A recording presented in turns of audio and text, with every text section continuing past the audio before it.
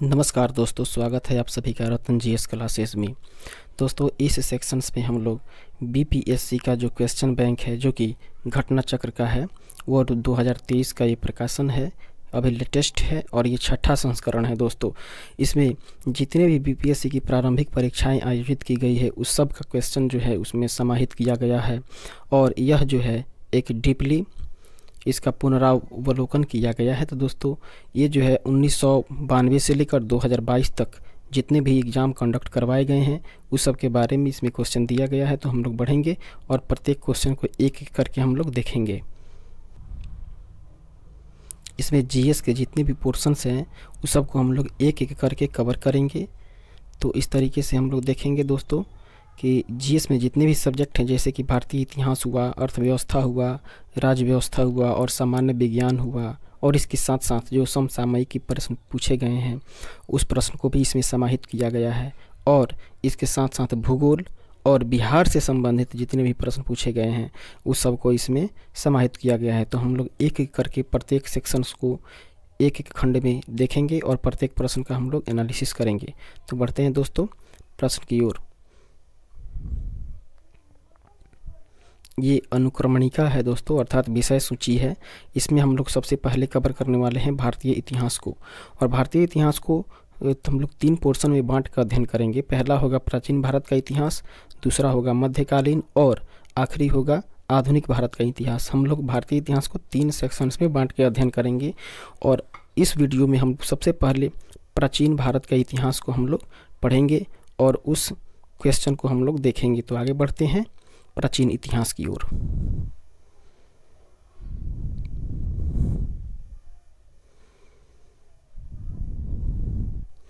दोस्तों, ये रहा भारतीय इतिहास और भारतीय इतिहास का पहला सेक्शन जो कि प्राचीन भारत के इतिहास से नाम से जाना जाता है, उसको हम लोग यहाँ पे देखने वाले हैं।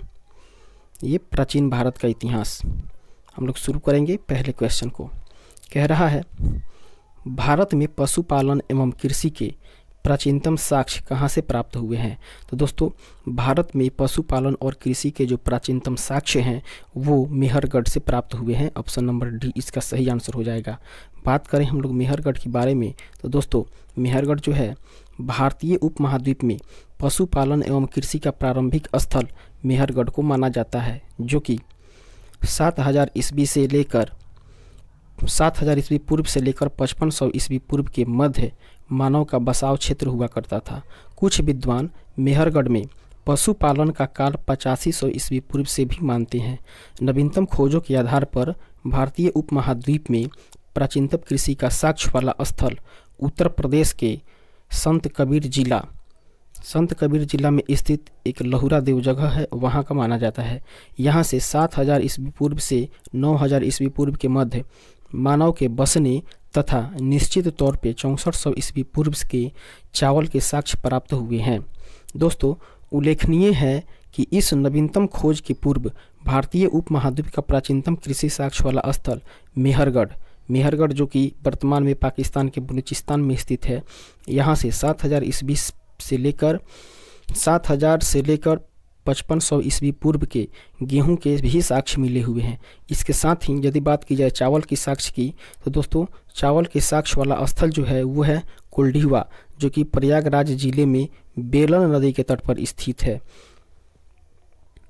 आगे बात की जाए तो दोस्तों यहाँ से 6500 ईस्वी पूर्व में चावल की भूसी के भी साक्ष्य मिले हुए हैं, ऐसा माना जाता है। फिर हम लोग बढ़ेंगे आगे और देखेंगे 2 नंबर प्रश्न को।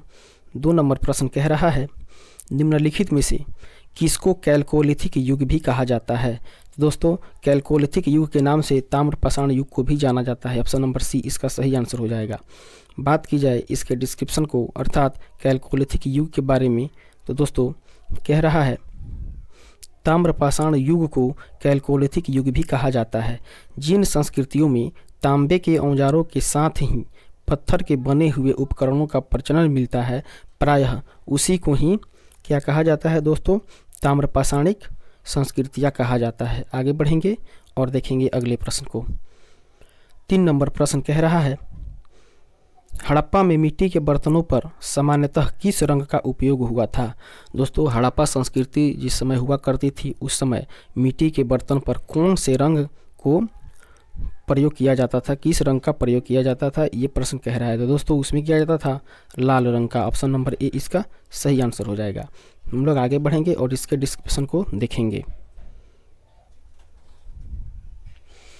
हड़प्पा निवासी मिट्टी के बर्तनों का व्यापक पैमाने पर निर्माण किया करते थे। प्रारंभिक हड़प्पा सभ्यता में, अर्थात हड़प्पा जब अपने प्रारंभिक चरण में थी, प्रारंभिक अवस्था में थी, उस समय पैर से चालित चाक का प्रयोग किया जाता था, जबकि परिपक्व हड़प्पा के दौर में, अर्थात हड़प्पा जब जिस समय पूर्ण रूप से भली भांति फलभूत रही थी, उस समय हाथ से चालित चाकों का प्रयोग किया जाने लगा था। डिजाइन के आधार पर इन बर्तनों की दो श्रेणियां हुआ करती थी, एक तो बिना डिजाइन वाले बर्तन तथा दूसरा जो है वो चित्रित मृदभांड हुआ करती थी। मृदभांडों को बनाने वाली मिट्टी में रेत का मिश्रण किया जाता था, जिनको पकाने पर यह हल्के भूरे लाल रंग का रूप ग्रहण कर लेती थी। इन मृदभांडों के ऊपरी हिस्से में लाल रंग की पुताई कर दी जाती थी तथा निचले हिस्से में काले रंग से विभिन्न प्रकार की चित्रकारी भी की जाती थी। तो दोस्तों ये रहा मृदभांड के बारे में। आगे बढ़ेंगे, देखेंगे अगले प्रश्न को। 4 नंबर प्रश्न कह रहा है, सिंधु सभ्यता निम्नलिखित में से किस युग में पड़ता है? तो दोस्तों सिंधु सभ्यता जो है वो आदि ऐतिहासिक काल में पड़ता है। ऑप्शन नंबर डी इसका सही आंसर हो जाएगा। बात करें सिंधु सभ्यता और आदि ऐतिहासिक काल के बारे में, तो दोस्तों कहता है ऐतिहासिक काल का निर्धारण पठनीय लेखन कला के ज्ञान के आधार पर किया जाता है। लेखन कला के ज्ञान से पहले का जो कालखंड है वो प्रागैतिहासिक कालखंड होता है। भारतीय इतिहास में 2500 ईस्वी पूर्व से लेकर 600 ईस्वी पूर्व तक का जो कालखंड है वो आद्य ऐतिहासिक युग माना जाता है। सिंधु सभ्यता आद्य ऐतिहासिक काल की सभ्यता है, क्योंकि यहाँ पर लेखन कला का ज्ञान तो है परंतु अभी तक इसे पूर्ण रूप से पढ़ा नहीं जा सका है। आगे बढ़ेंगे और देखेंगे अगले प्रश्न को। 5 नंबर क्वेश्चन कह रहा है, सिंधु घाटी सभ्यता की सबसे महत्वपूर्ण विशेषता क्या थी? तो दोस्तों सिंधु घाटी सभ्यता की सबसे महत्वपूर्ण विशेषता ये हुआ करती थी कि ये सभ्यता जो है वो एक नगरीय सभ्यता मानी जाती थी और इसमें पक्की ईंटों की इमारत हुआ करती थी। तो इसका सही आंसर हो जाएगा ऑप्शन नंबर ए, अर्थात ऑप्शन नंबर ए इसका सही आंसर हो जाएगा। आगे बढ़ते हैं, देखते हैं दोस्तों। सिंधु घाटी सभ्यता की प्रमुख विशेषता नगर नियोजन को माना जाता है। यहाँ नगर और कस्बे एक निश्चित योजना के अनुसार बसाए जाते थे। पक्की ईंट से बनी इमारतों में मोहनजोदड़ो का जो विशाल स्नानागार व अन्नागार जो है वो प्रमुख है। इसकी सतह पक्की ईंटों की है जिसे जिप्सम तथा मोर्टार द्वारा जोड़ा गया है। आगे बढ़ेंगे, नेक्स्ट क्वेश्चन को देखेंगे। 6 नंबर प्रश्न कह रहा है, निम्नलिखित में से कौन सा एक हड़प्पा का बंदरगाह है? हड़प्पा का जो बंदरगाह है वो लोथल हुआ करता था। ऑप्शन नंबर बी इसका सही आंसर हो जाएगा। इसको हम लोग देखेंगे। कह रहा है, हड़प्पीय नगर लोथल गुजरात के अहमदाबाद जिले में भोगवा नदी के किनारे स्थित है। यहाँ की सर्वाधिक महत्वपूर्ण उपलब्धि यह है कि ये हड़प्पा कालीन बंदरगाह है। आगे बढ़ेंगे, नेक्स्ट क्वेश्चन। 7 नंबर कह रहा है, निम्नलिखित में से कौन सा हड़प्पा कालीन स्थल गुजरात में है? तो दोस्तों वो है लोथल। लोथल जो है वो गुजरात में स्थित है। इसको हम लोग ऊपर डिस्क्रिप्शन में देख चुके हैं। आगे बढ़ेंगे और देखेंगे 8 नंबर प्रश्न को। 8 नंबर प्रश्न कह रहा है, निम्न में से किस हड़प्पा कालीन स्थल से टेराकोटा का हल प्राप्त हुआ है? तो दोस्तों वो हुआ है बनावली से। ऑप्शन नंबर बी इसका सही आंसर हो जाएगा। इसको देखेंगे। कह रहा है, हरियाणा के फतेहाबाद जिले में स्थित बनावली से टेराकोटा का हल प्राप्त हुआ है। ऑप्शन नंबर बी इसका सही आंसर हो जाएगा। आगे बढ़ेंगे, नेक्स्ट क्वेश्चन। 9 नंबर प्रश्न कह रहा है, निम्नलिखित में से किस हड़प्पा नगर में जूते हुए खेतों के निशान मिले हुए हैं? तो दोस्तों वो मिला हुआ है कालीबंगा से, अर्थात हड़प्पा नगर जो कालीबंगा हुआ करता था वहीं से जूते हुए खेतों के निशान मिले हुए हैं। देखेंगे इसके डिस्क्रिप्शन को। कह रहा है, प्रश्नगत हड़प्पा सभ्यता के स्थलों में से खंभात की खाड़ी के निकट स्थित लोथल से गोदीवाड़ा के साक्ष्य मिले हुए हैं। राजस्थान के हनुमानगढ़ जिले में घग्गर नदी के किनारे स्थित कालीबंगा से जूते हुए खेत के साक्ष्य मिले हुए हैं। जबकि गुजरात के धौलावीरा से हड़प्पा लिपि के बड़े आकार के 10 चिन्हों वाले एक शिलालेख मिला हुआ है। हरियाणा के फतेहाबाद जिले में स्थित बनावली से पक्की मिट्टी की बनी हुई हल की प्रकृति मिली हुई है। इस तरीके से आगे बढ़ेंगे और देखेंगे 10 नंबर प्रश्न को। कह रहा है निम्नलिखित में से कौन हड़प्पा और मोहनजोदड़ो के उत्खनन से संबंधित नहीं है। तो दोस्तों पहला ऑप्शन है आर.डी. बनर्जी, जबकि दूसरा है के.एन. दीक्षित। और इसके अगले ऑप्शन को दोस्तों हम लोग देखेंगे, ऊपर स्किप करके लाएंगे। सी नंबर ऑप्शन है एम.एस. वत्स, जबकि डी है बी.ए. स्मिथ। तो दोस्तों इसका सही आंसर हो जाएगा ऑप्शन नंबर डी, अर्थात बी.ए. स्मिथ। इसका डिस्क्रिप्शन को देखेंगे। कह रहा है वर्ष 1921 में दयाराम साहनी ने हड़प्पा का सर्वेक्षण किया। वर्ष 1926-27 ईस्वी से वर्ष 1933-34 में मेधोस्वरूप वत्स हड़प्पा के उत्खनन कार्य से संबंधित रहे। मोहनजोदड़ो की खोज सर्वप्रथम वर्ष 1922 ईस्वी में राखलदास बनर्जी ने की तथा इसके पुरातात्विक महत्व की ओर ध्यान आकर्षित किया। इसके अतिरिक्त कुछ अन्य विद्वान के.एन. दीक्षित, अर्नेस्ट मैके, आर.एल. स्टीन, ए. घोष, जे.पी. जोशी आदि ने भी इस सभ्यता की खोज में महत्वपूर्ण योगदान दिया। दोस्तों इससे स्पष्ट है कि बी.ए. स्मिथ हड़प्पा सभ्यता की खोज से संबंधित नहीं रहे हैं, बल्कि ये जो हैं एक भारतविद एवं काला इतिहासकार के रूप में प्रसिद्ध थे। आगे बढ़ेंगे, नेक्स्ट क्वेश्चन देखेंगे 11 नंबर प्रश्न को। 11 नंबर प्रश्न कह रहा है बोगज कोई का महत्व किस लिए है। तो दोस्तों बोगज कोई का महत्व जो है वो है वहाँ जो अभिलेख प्राप्त हुए हैं उसमें वैदिक देवी एवं देवताओं का वर्णन मिलता है। ऑप्शन नंबर ए इसका सही आंसर हो जाएगा। आगे बढ़ेंगे और देखेंगे इसके डिस्क्रिप्शन को। बोगज गोई के बारे में कह रहा है बोगज गोई जो कि एशिया माइनर से 14वीं शताब्दी ईसा पूर्व के कुछ अभिलेख मिले हुए हैं। इस अभिलेख में ऐसे राजाओं का उल्लेख आया है जिनके नाम आर्यों जैसे थे और जो सिंधियों के साक्ष्यों तथा रक्षा के लिए इंद्र, मित्र, वरुण एवं नासत्य देवों का आह्वान करते थे। इससे ज्ञात होता है कि वैदिक आर्य ईरान से होकर ही भारत आए हुए होंगे। आगे बढ़ेंगे और देखेंगे 12 नंबर प्रश्न को। कह रहा है प्रसिद्ध 10 राजाओं का युद्ध किस नदी के तट पर लड़ा गया था। दोस्तों 10 राजाओं का युद्ध या इसे दसराग युग भी कहते हैं। दसराग युद्ध जो है वो किस नदी पर लड़ा गया था। तो दोस्तों वो लड़ा गया था परुशनी नदी पर। ऑप्शन नंबर डी इसका सही आंसर हो जाएगा। बात करें हम लोग दसराग युद्ध और परुशनी नदी के बारे में तो दोस्तों कहा जाता है दसराग युग जो कि 10 राजाओं का युद्ध हुआ करता था वो परुशनी नदी जो कि वर्तमान में रावी के तट को माना जाता है वहीं पे लड़ा गया था, जिसमें भरतों के राजा सुदास ने 10 राजाओं के एक संघ को हराया था। इस संघ में आर्यों के प्रमुख जन जो कि अनु, दुह, युह, यदु, पुरु और तुर्बसु तथा 5 लघु जनजातियों के समुदाय सम्मिलित हुआ करते थे जिसके पुरोहित विश्वामित्र थे। दोस्तों आगे बढ़ेंगे और देखेंगे अगले प्रश्न को। 13 नंबर कह रहा है ऋग्वेद का कौन सा मंडल पूर्णतः सोम को समर्पित है। दोस्तों ऋग्वेद का जो है वो 9वां मंडल जो है वो पूर्ण रूप से सोम को समर्पित है। ऑप्शन नंबर सी इसका सही आंसर हो जाएगा। बात करें दोस्तों ऋग्वेद के 9वें मंडल और सोम के बारे में तो कहा जाता है दोस्तों कि ऋग्वेद में कुल 10 मंडल हैं और 9 मंडल के सभी जो 114 मंत्र हैं वे सोम को समर्पित हैं। सोम क्या है दोस्तों, तो सोम जो है वो आर्यों का मुख्य पेय पदार्थ था जिससे मुजवंत पर्वत से प्राप्त किया जाता था। ऋग्वेद के 10वें मंडल में चारों वर्णों की उत्पत्ति का उल्लेख हुआ है।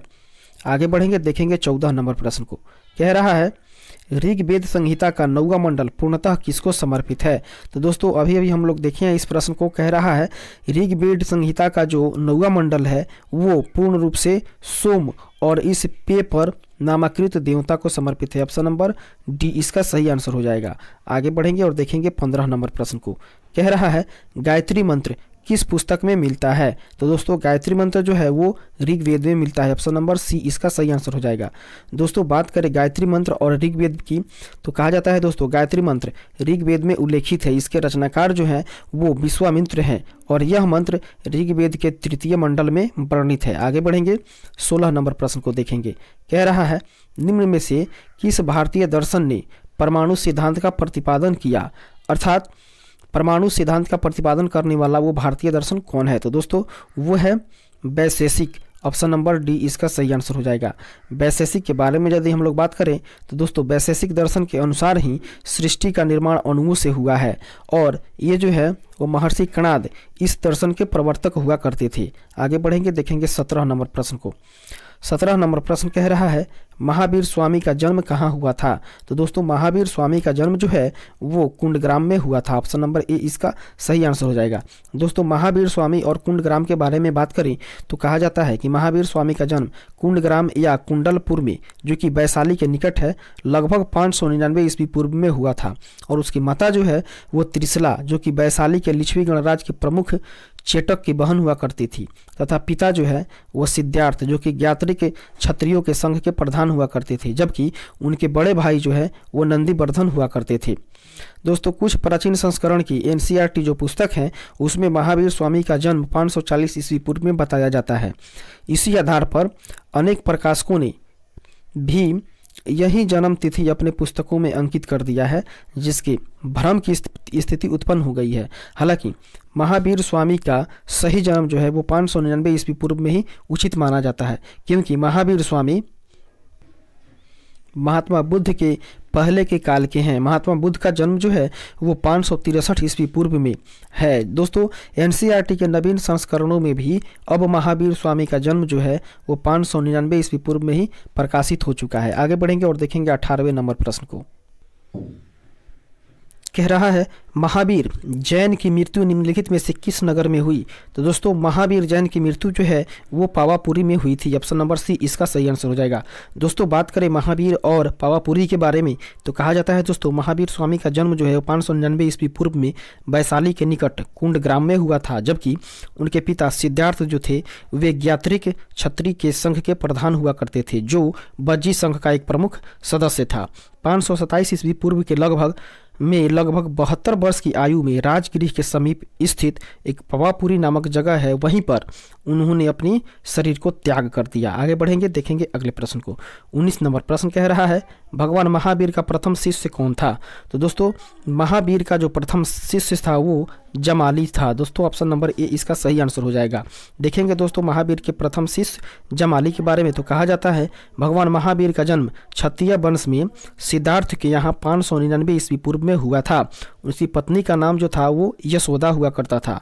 उसने प्रियदर्शना नामक एक पुत्री उत्पन्न हुई, अर्थात उनसे जो है एक प्रियदर्शना नामक पुत्री उत्पन्न हुई, अर्थात उनके पुत्री का नाम जो था वो प्रियदर्शना था।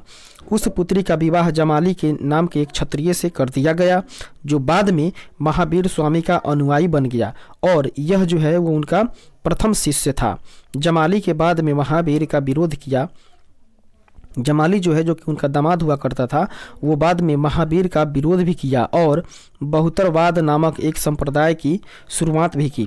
11 अन्य प्रधान शिष्य जिन्हें गणधर कहा जाता था वे निम्न प्रकार के हुआ करते थे। दोस्तों वे थे इंद्रभूति, अग्निभूति, वायुभूति, ये तीनों भाई हुआ करते थे। और आर्यव्यक्त, उसके बाद में सुधर्मन, उसके बाद में मंडिक पुत्र, मौर्यपुत्र, अकंपित, अचल, मैत्रेय तथा प्रभास हुआ करते थे। आगे बढ़ेंगे और देखेंगे अगले प्रश्न को। 20 नंबर प्रश्न कह रहा है निम्नलिखित में से कौन सबसे पूर्वकालिक जैन ग्रंथ कहलाता है। दोस्तों सबसे पूर्वकालिक जैन ग्रंथ जो है वो 14 पूर्व को माना जाता है। ऑप्शन नंबर सी इसका सही आंसर हो जाएगा। बात करें दोस्तों 14 पूर्व के बारे में तो कहा जाता है 14 पूर्व जो है प्राचीनतम जैन ग्रंथ है और ये अंतिम नंद राजा के समय में संभभूत विजय तथा भद्रबाहु संघ के अध्यक्ष थे तथा ये महावीर द्वारा प्रदत्त 14 पूर्वों के विषय में जाने जाने वाले अंतिम व्यक्ति थे। 12 अंग में जैन सिद्धांतों का संकलन प्रथम जैन सभा में किया गया था। आगे बढ़ेंगे, नेक्स्ट क्वेश्चन को देखेंगे। 21 नंबर प्रश्न कह रहा है महात्मा बुद्ध ने अपना पहला धर्म चक्र प्रवर्तन किस स्थान पर दिया था। दोस्तों महात्मा बुद्ध जो है वो अपना पहला धर्म चक्र प्रवर्तन दिए थे सारनाथ में। ऑप्शन नंबर बी इसका सही आंसर हो जाएगा। दोस्तों बात करें महात्मा बुद्ध के धर्म चक्र प्रवर्तन और सारनाथ के विषय में तो कहा जाता है दोस्तों 6 वर्ष की साधना के पश्चात 35 वर्ष की अवस्था में वैशाख पूर्णिमा की रात्रि को एक पीपल के वृक्ष के नीचे गौतम बुद्ध को ज्ञान की प्राप्ति हुई थी और ज्ञान प्राप्ति के बाद ही वे बुद्ध कहलाए। ज्ञान प्राप्ति के पश्चात गौतम बुद्ध अपने मत का प्रचार प्रसार जो है वो प्रारंभ कर दिया। उसके बाद कहा जाता है दोस्तों, उरुबेला से वे सबसे पहले ऋषि पतन अर्थात वर्तमान में सारनाथ तक गए, जहां उन्होंने 5 ब्राह्मण सन्यासियों को अपना पहला उपदेश दिया। इस प्रथम उपदेश को ही धर्मचक्र प्रवर्तन कहा जाता है। यह जो उपदेश है वो दुख, दुख के कारणों, दुख का अंत, उनके समाधान से संबंधित था, जिसे 4 आर्य सत्य भी कहा जाता है। आगे बढ़ेंगे और देखेंगे 22 नंबर प्रश्न को। 22 नंबर प्रश्न कह रहा है, महात्मा बुद्ध का महापरिनिर्वाण कहाँ हुआ था? तो दोस्तों महात्मा बुद्ध का जो है वो महापरिनिर्वाण जो है वो कुशीनगर में हुआ था। ऑप्शन नंबर सी इसका सही आंसर हो जाएगा।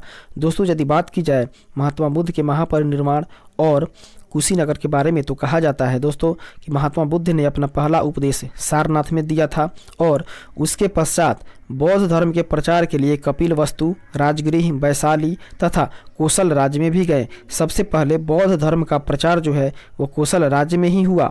कौशल नरेश प्रसेनजीत ने भी अपने परिवार के साथ बुद्ध की शिष्यता ग्रहण कर ली थी।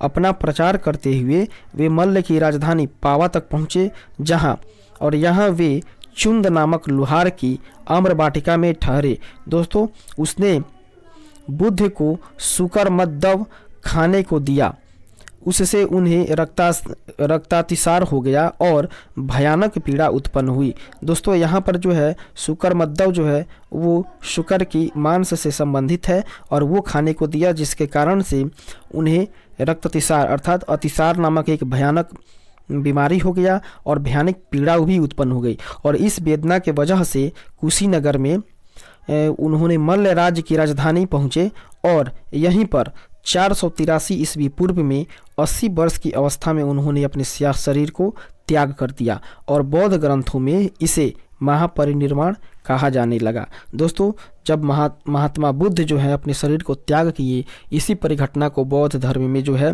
वो महापरिनिर्वाण की संज्ञा दी गई। आगे बढ़ेंगे और देखेंगे 23 नंबर प्रश्न को। 23 नंबर प्रश्न कह रहा है, त्रिपिटक किसकी धार्मिक पुस्तक है? तो दोस्तों त्रिपिटक जो है वो बौद्ध धर्म की धार्मिक पुस्तक है। ऑप्शन नंबर डी इसका सही आंसर हो जाएगा। दोस्तों बात करें त्रिपिटक के बारे में, तो कहा जाता है त्रिपिटक बौद्ध धर्म ग्रंथों में सर्वाधिक महत्वपूर्ण है। बुद्ध की मृत्यु के बाद उनकी शिक्षाओं को संकलित कर 3 भागों में बांट दिया गया था, जिन्हें त्रिपिटक कहा जाता था। और वो ज्ञान था दोस्तों पहला, जिसको कि विनय पिटक अर्थात संघ संबंधी नियम तथा आचार विचार की जो वो सूचनाएं हैं या शिक्षाएं हैं उसको संकलित किया जाता था। जबकि दूसरा जो है वो है सूत पिटक। दोस्तों सूत पिटक में महात्मा बुद्ध के वचन को संकलित किया जाता था, जबकि अभिधम्म पिटक जो कि तीसरा है, उसमें अभिधम्म पिटक में दार्शनिक सिद्धांत को संकलित किया जाता था। इस तरीके से आगे बढ़ेंगे और देखेंगे अगले प्रश्न को। 24 नंबर प्रश्न कह रहा है, त्रिरत्न या 3 रत्न जैसे सटीक ज्ञान, सच्ची आस्था और सटीक क्रिया निम्न में से किससे संबंधित है? दोस्तों ऑप्शन है बौद्ध धर्म, हिंदू धर्म और आगे वाले ऑप्शन को हम लोग देखेंगे। कह रहा है जैन धर्म और डी नंबर में कह रहा है ईसाई धर्म। तो इसका सही आंसर हो जाएगा दोस्तों जैन धर्म। ऑप्शन नंबर सी इसका सही आंसर हो जाएगा। बात करें जैन धर्म के बारे में, तो कहा जाता है जैन धर्म में मोक्ष के लिए 3 साधन आवश्यक बताए गए हैं, जिसमें कि सम्यक धारणा अर्थात दर्शन, सम्यक चरित्र एवं सम्यक ज्ञान। इन तीनों को जैन धर्म में त्रिरत्न की संज्ञा दी गई है। आगे बढ़ेंगे, देखेंगे 25 नंबर प्रश्न को। कह रहा है निम्नलिखित में से कौन सी बात बौद्ध धर्म तथा जैन धर्म में समान नहीं है? दोस्तों वो है आत्मदमन। ऑप्शन नंबर सी इसका सही आंसर हो जाएगा। बात करें दोस्तों आत्मदमन की, जो कि बौद्ध धर्म और जैन धर्म में समान नहीं है, तो कह रहा है कि गौतम बुद्ध ने मध्यम वर्ग का उपदेश दिया था। वे मोक्ष के लिए कठोर साधना एवं काया क्लेश में विश्वास नहीं करते थे, जिसके विपरीत में महावीर स्वामी जो है वो मोक्ष की प्राप्ति के लिए घोर तपस्या तथा शरीर त्याग को आवश्यक बताया था। आगे बढ़ेंगे और देखेंगे अगले प्रश्न को। 26 नंबर प्रश्न कह रहा है बोध गया में बोधि वृक्ष अपने वंश की इस पीढ़ी का है। तो दोस्तों बोध गया में जो बोधि वृक्ष है वो अपने वंश का 5वीं पीढ़ी का है। ऑप्शन नंबर सी इसका सही आंसर हो जाएगा। दोस्तों बात करें बोधि वृक्ष के बारे में, तो कहा जाता है महाबोधि मंदिर स्थित वर्तमान बोधि वृक्ष वह नहीं है जिसके नीचे बैठकर महात्मा बुद्ध ने ज्ञान प्राप्त किया था। वेनसांग के अनुसार इस मूल वृक्ष को 7वीं शताब्दी में सम्राट शशांक ने नष्ट कर दिया था। इसके बाद इस स्थान पर 2 और वृक्ष रोपित कर दिए गए और नष्ट हो गए। वर्तमान वृक्ष जिसे हम देख रहे हैं वह 5वीं पीढ़ी का वृक्ष है, जिसे अलेक्जेंडर कनिंघम ने लगवाया था। यह वृक्ष जो है वो पूरी तरह संरक्षित है और केवल इससे गिरी हुई पत्तियों को ही छूने एवं उठाने का अधिकार है। एक अन्य तथ्य के अनुसार यह बताया जाता है कि यह वृक्ष क्रमशः 2 बार सम्राट अशोक, 1 बार पुष्यमित्र शुंग और 1 बार पूर्ववर्मा तथा अंत में कनिंघम द्वारा भी लगवाया गया था। अंत में यह 6ठी पीढ़ी का वृक्ष है। दोस्तों, बिहार सरकार के पर्यटन विभाग की वेबसाइट पर इस 5वीं पीढ़ी को बताया गया है, अर्थात इसको 5वीं पीढ़ी का दर्जा तभी दिया गया है दोस्तों कि यह बिहार सरकार के पर्यटन विभाग की वेबसाइट के द्वारा ही इसे जो है 5वीं पीढ़ी को बताया गया है।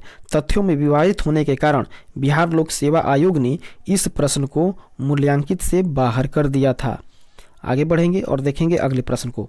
27 नंबर प्रश्न कह रहा है, बराबर की गुफाओं का उपयोग किसने आश्रय गृह के रूप में किया था? तो दोस्तों वो किया था आजीविकों ने। ऑप्शन नंबर ए इसका सही आंसर हो जाएगा।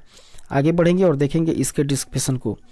इसका डिस्क्रिप्शन कह रहा है दोस्तों, मौर्य युग में पर्वत गुफाओं को काटकर निवास स्थान बनाने की कला का पूर्ण विकास हुआ। दोस्तों कह रहा है, अशोक तथा पौत्र दशरथ के समय में बराबर तथा नागार्जुनी पहाड़ियों को काटकर आजीविकों के लिए आवास बनाए गए थे। अशोक के समय बराबर पहाड़ी की गुफाओं में सुदामा की गुफा तथा कर्ण चौपड़ नामक गुफा प्रसिद्ध हुआ करती थी। आगे बढ़ेंगे और देखेंगे अगले प्रश्न को। 28 नंबर प्रश्न कह रहा है, आजीवक संप्रदाय के संस्थापक कौन थे? तो दोस्तों आजीवक संप्रदाय के संस्थापक जो थे वे मखली गोसाल हुआ करते थे। ऑप्शन नंबर सी इसका सही आंसर हो जाएगा। दोस्तों बात करें मखली गोसाल के बारे में तो मखली गोसाल जो हैं वो प्रारंभ में महावीर के शिष्य हुआ करते थे, किंतु बाद में मतभेद के चलते इन्होंने महावीर के शिष्यता को त्याग कर दिया और आजीवक नामक स्वतंत्र संप्रदाय की स्थापना कर दी। इसका मत नियतिवाद कहा जाता था, जिसके अनुसार संसार के प्रत्येक वस्तु भाग्य द्वारा पूर्व नियंत्रित एवं संचालित होती है। आगे बढ़ेंगे और देखेंगे 29 नंबर प्रश्न को। कह रहा है, पाटलिपुत्र के संस्थापक कौन थे? तो दोस्तों पाटलिपुत्र के संस्थापक उदायन हुआ करते थे। ऑप्शन नंबर ए इसका सही आंसर हो जाएगा। दोस्तों बात करें पाटलिपुत्र और उदायन के बारे में तो कहा जाता है दोस्तों, पाटलिपुत्र की स्थापना अजात शत्रु के उत्तराधिकारी उदायन ने गंगा और सोन नदी के संगम पर एक किला बनाकर की थी।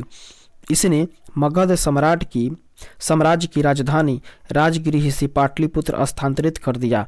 यह नगर शिशुनाग वंश, नंद वंश और मौर्य वंश की भी राजधानी रही थी। आगे बढ़ेंगे और देखेंगे 30 नंबर प्रश्न को। कह रहा है, किस शासक द्वारा सर्वप्रथम पाटलिपुत्र का राजधानी के रूप में चयन किया गया? तो दोस्तों वह उदायन, अर्थात उदायन द्वारा ही पाटलिपुत्र को राजधानी के रूप में चयनित किया गया। ऑप्शन नंबर सी इसका सही आंसर हो जाएगा। दोस्तों इसको देखेंगे तो कह रहा है, हर्यक वंशीय शासक उदायन या उदयभद्र के शासनकाल ही सर्वप्रमुख घटना गंगा एवं सोन नदियों के संगम पर पाटलिपुत्र नगर की स्थापना है। दोस्तों इसने राजगृह से इसी नव स्थापित नगर में अपनी राजधानी को स्थानांतरित कर दिया था। अर्थात पाटलिपुत्र नगर को बसाने के बाद जो है उदयन ने राजगृह से अपनी राजधानी को स्थानांतरित करके लाके रख दिया। कहाँ पर दोस्तों? तो पाटलिपुत्र में। आगे बढ़ेंगे और देखेंगे अगले प्रश्न को। 31 नंबर प्रश्न कह रहा है, निम्नलिखित में से किस राजा ने पाटलिपुत्र बसाया था? दोस्तों पाटलिपुत्र को बसाने वाला राजा जो था वो उदायन हुआ करता था। ऑप्शन नंबर डी इसका सही आंसर हो जाएगा। दोस्तों कह रहा है, मगध नरेश उदायन के शासनकाल की सर्वप्रमुख घटना गंगा और सोन नदियों के संगम पर पाटलिपुत्र नामक नगर की स्थापना है। उसने राजगृह से इसकी स्थान पर अपनी राजधानी को स्थानांतरित कर दिया था। आगे बढ़ेंगे और देखेंगे अगले प्रश्न को। 32 नंबर प्रश्न कह रहा है, विश्व का पहला गणतंत्र वैशाली में किसके द्वारा स्थापित किया गया। दोस्तों, विश्व का पहला गणतंत्र वैशाली में जो है वो लिच्छवी के द्वारा स्थापित किया गया। ऑप्शन नंबर डी इसका सही आंसर हो जाएगा। दोस्तों, बात करें वैशाली और लिच्छवी के बारे में, तो वैशाली के लिच्छवियों ने विश्व का पहला गणतंत्र स्थापित किया था। वैशाली बुद्ध काल का सबसे बड़ा तथा शक्तिशाली गणराज्य था। लिच्छवी बज्जी संघ में सर्वप्रमुख थे। आगे बढ़ेंगे। 33 नंबर प्रश्न कह रहा है, मगध की प्रारंभिक राजधानी कौन सी थी। तो दोस्तों, मगध की प्रारंभिक राजधानी जो थी वो राजगृह या गिरिव्रज हुआ करती थी। ऑप्शन नंबर सी इसका सही आंसर हो जाएगा। दोस्तों, बात करें राजगृह के बारे में, तो पुराणों के अनुसार मगध पर शासन करने वाला पहला राजवंश बृहद्रथ वंश था। दोस्तों, इस वंश के पहले राजा बृहद्रथ का पुत्र जरासंध था। इसने राजगृह अर्थात गिरिव्रज को अपनी राजधानी बनाया। बौद्ध ग्रंथों के अनुसार मगध का प्रथम प्रतापी शासक जो था वो बिंबिसार था। यह जो है हर्यक वंश से संबंधित था और इसकी मृत्यु 492 ईस्वी पूर्व में हुई। इसके पश्चात अजातशत्रु मगध का शासक बना और अजातशत्रु के पुत्र उदयन ने अपनी राजधानी राजगृह से पाटलिपुत्र में स्थानांतरित कर दिया। आगे बढ़ेंगे और देखेंगे 34 नंबर प्रश्न को। कह रहा है, अजातशत्रु के वंश का नाम क्या था। तो दोस्तों, अजातशत्रु के वंश का नाम था हर्यक वंश, अर्थात अजातशत्रु जो है वो हर्यक वंश से संबंधित था। ऑप्शन नंबर बी इसका सही आंसर हो जाएगा। आगे बढ़ेंगे। कह रहा है, मगध का शासक अजातशत्रु जिसका शासनकाल 492 ईस्वी से 460 ईस्वी पूर्व तक रहा था, अपने पिता एवं हर्यक वंश के संस्थापक बिंदुसार की हत्या कर राजगद्दी पर बैठा था। इसकी हत्या भी इसके पुत्र उदयन अर्थात कौशांबी के वत्स राजा उदयन से भिन्न ने कर दी। आगे बढ़ेंगे और देखेंगे अगले प्रश्न को। 35 नंबर प्रश्न, सेंड्रोकोट्स से चंद्रगुप्त मौर्य की पहचान किसने की। तो दोस्तों, सेंड्रोकोट्स से चंद्रगुप्त मौर्य की पहचान करने वाले विलियम जोन्स थे। ऑप्शन नंबर ए इसका सही आंसर हो जाएगा। दोस्तों, बात करें विलियम जोन्स के बारे में, तो कहा जाता है दोस्तों विलियम जोन्स जो है वो पहले विद्वान थे जिन्होंने सेंड्रोकोट्स की पहचान मौर्य शासक चंद्रगुप्त मौर्य से की। एरियन तथा प्लूटार्क ने चंद्रगुप्त मौर्य को सेंड्रोकोट्स के रूप में वर्णित किया है, जबकि जस्टिन ने सेंड्रोकोट्स अर्थात चंद्रगुप्त मौर्य और सिकंदर महान की भेंट का उल्लेख किया है। आगे पढ़ेंगे, देखेंगे अगले प्रश्न को। दोस्तों, 36 नंबर प्रश्न कह रहा है, ब्राह्मी लिपि को सर्वप्रथम किसने पढ़ा। तो दोस्तों, ब्राह्मी लिपि को पढ़ने वाले सर्वप्रथम हुआ करते थे James Prinsep. Option number D इसका सही आंसर हो जाएगा। दोस्तों, बात करें ब्राह्मी लिपि और जेम्स प्रिंसेप के बारे में, तो कहा जाता है सर्वप्रथम 1837 ईस्वी में जेम्स प्रिंसेप नामक अंग्रेज विद्वान ने अशोक के लेखों जो कि ब्राह्मी लिपि में लिखी हुई थी उसका उद्वाचन किया, किंतु उन्होंने लेखों के देवानाम्पीय की पहचान सिंघल के राजा तिस्त से कर डाली। कालांतर में यह तथ्य प्रकाश में आया कि सिंघली अनुश्रुतियों दीपवंश तथा महावंश में यह उपाधि अशोक के लिए प्रयुक्त की गई है। अंततः वर्ष 1915 में मास्की कर्नाटक से प्राप्त लेख में अशोक नाम भी पढ़ लिया गया। आगे बढ़ेंगे, नेक्स्ट क्वेश्चन। 37 नंबर क्वेश्चन कह रहा है, मेगास्थनीज की पुस्तक का नाम क्या है। तो दोस्तों, मेगास्थनीज की पुस्तक का नाम है इंडिका। ऑप्शन नंबर डी इसका सही आंसर हो जाएगा। दोस्तों, बात करें इंडिका और मेगास्थनीज की, तो दोस्तों चंद्रगुप्त मौर्य सिकंदर का समकालीन शासक था। सिकंदर के समकालीन विदेशी लेखक निर्याकस, एनिसिक्रियस, अरिस्टोबुलस तथा मेगास्थनीज थे, जिनके विवरण चंद्रगुप्त मौर्य के विषय में सूचनाएं देते हैं।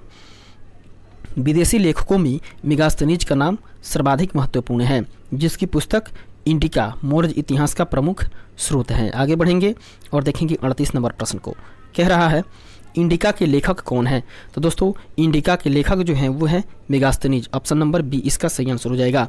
इंडिका एक पुस्तक है जिसके लेखक मेगास्थनीज हुआ करते थे। आगे बढ़ेंगे और देखेंगे, मेगास्थनीज की पुस्तक इंडिका में पाटलिपुत्र के नगर प्रशासन का वर्णन मिलता है। इनके अनुसार पाटलिपुत्र नगर का प्रशासन 30 सदस्यों की विभिन्न समितियों द्वारा होता था, जिनकी कुल 6 समितियां होती थी तथा प्रत्येक समिति में 5 सदस्य हुआ करते थे।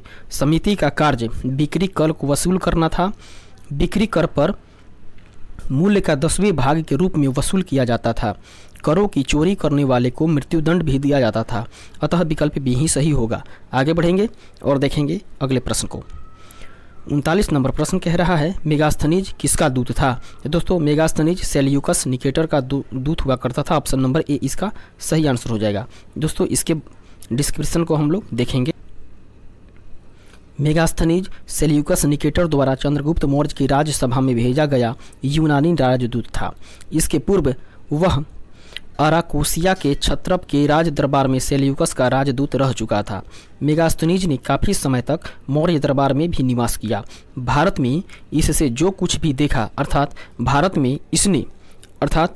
मेगास्थनीज ने जो कुछ भी देखा सुना उसे अपनी पुस्तक इंडिका नामक पुस्तक में और ग्रंथ में लिपिबद्ध कर दिया। आगे बढ़ेंगे नेक्स्ट क्वेश्चन।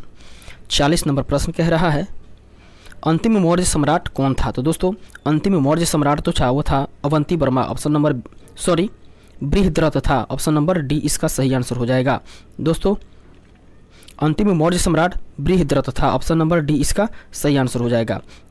दोस्तों बृहद्रथ के बारे में अंतिम मौर्य शासक बृहद्रथ था। बृहद्रथ की हत्या इसके सेनापति पुष्यमित्र शुंग ने कर दी थी। आगे बढ़ेंगे नेक्स्ट क्वेश्चन। 41 नंबर प्रश्न कह रहा है किस अभिलेख में रुद्रदामन प्रथम की विभिन्न उपलब्धियां वर्णित हैं? इसका सही आंसर हो जाएगा ऑप्शन नंबर ए जूनागढ़। अर्थात जूनागढ़ अभिलेख में ही रुद्रदामन प्रथम की विभिन्न उपलब्धियां वर्णित है। दोस्तों बात करें जूनागढ़ के बारे में तो गुजरात के जूनागढ़ में रुद्रदामन जो कि 130 से लेकर 150 ईस्वी तक का अभिलेख प्राप्त हुआ है। यह जिस शिला पर उत्कीर्ण है उसी पर अशोक के 14 प्रज्ञापनों की एक प्रति तथा स्कंदगुप्त के 2 लेख भी खुदे हुए हैं। यह विशुद्ध संस्कृत भाषा तथा ब्राह्मी लिपि में लिखा गया है। इसमें रुद्रदामन की वंशावली, विजयों, शासन, व्यक्तित्व आदि पर सुंदर प्रकाश डाला गया है। यह अभिलेख अब तक प्राप्त संस्कृत अभिलेखों में सबसे अधिक प्राचीन है। आगे बढ़ेंगे नेक्स्ट क्वेश्चन। 42 नंबर कह रहा है निम्नलिखित राजाओं में से किसका जैन धर्म के प्रति भारी झुकाव था? तो दोस्तों वो था खारवेल का। ऑप्शन नंबर सी इसका सही आंसर हो जाएगा। दोस्तों बात करें खारवेल के बारे में तो कहा जाता है दोस्तों कलिंग का चेदी वंशीय शासक खारवेल प्राचीन भारतीय इतिहास के महानतम सम्राटों में से एक था।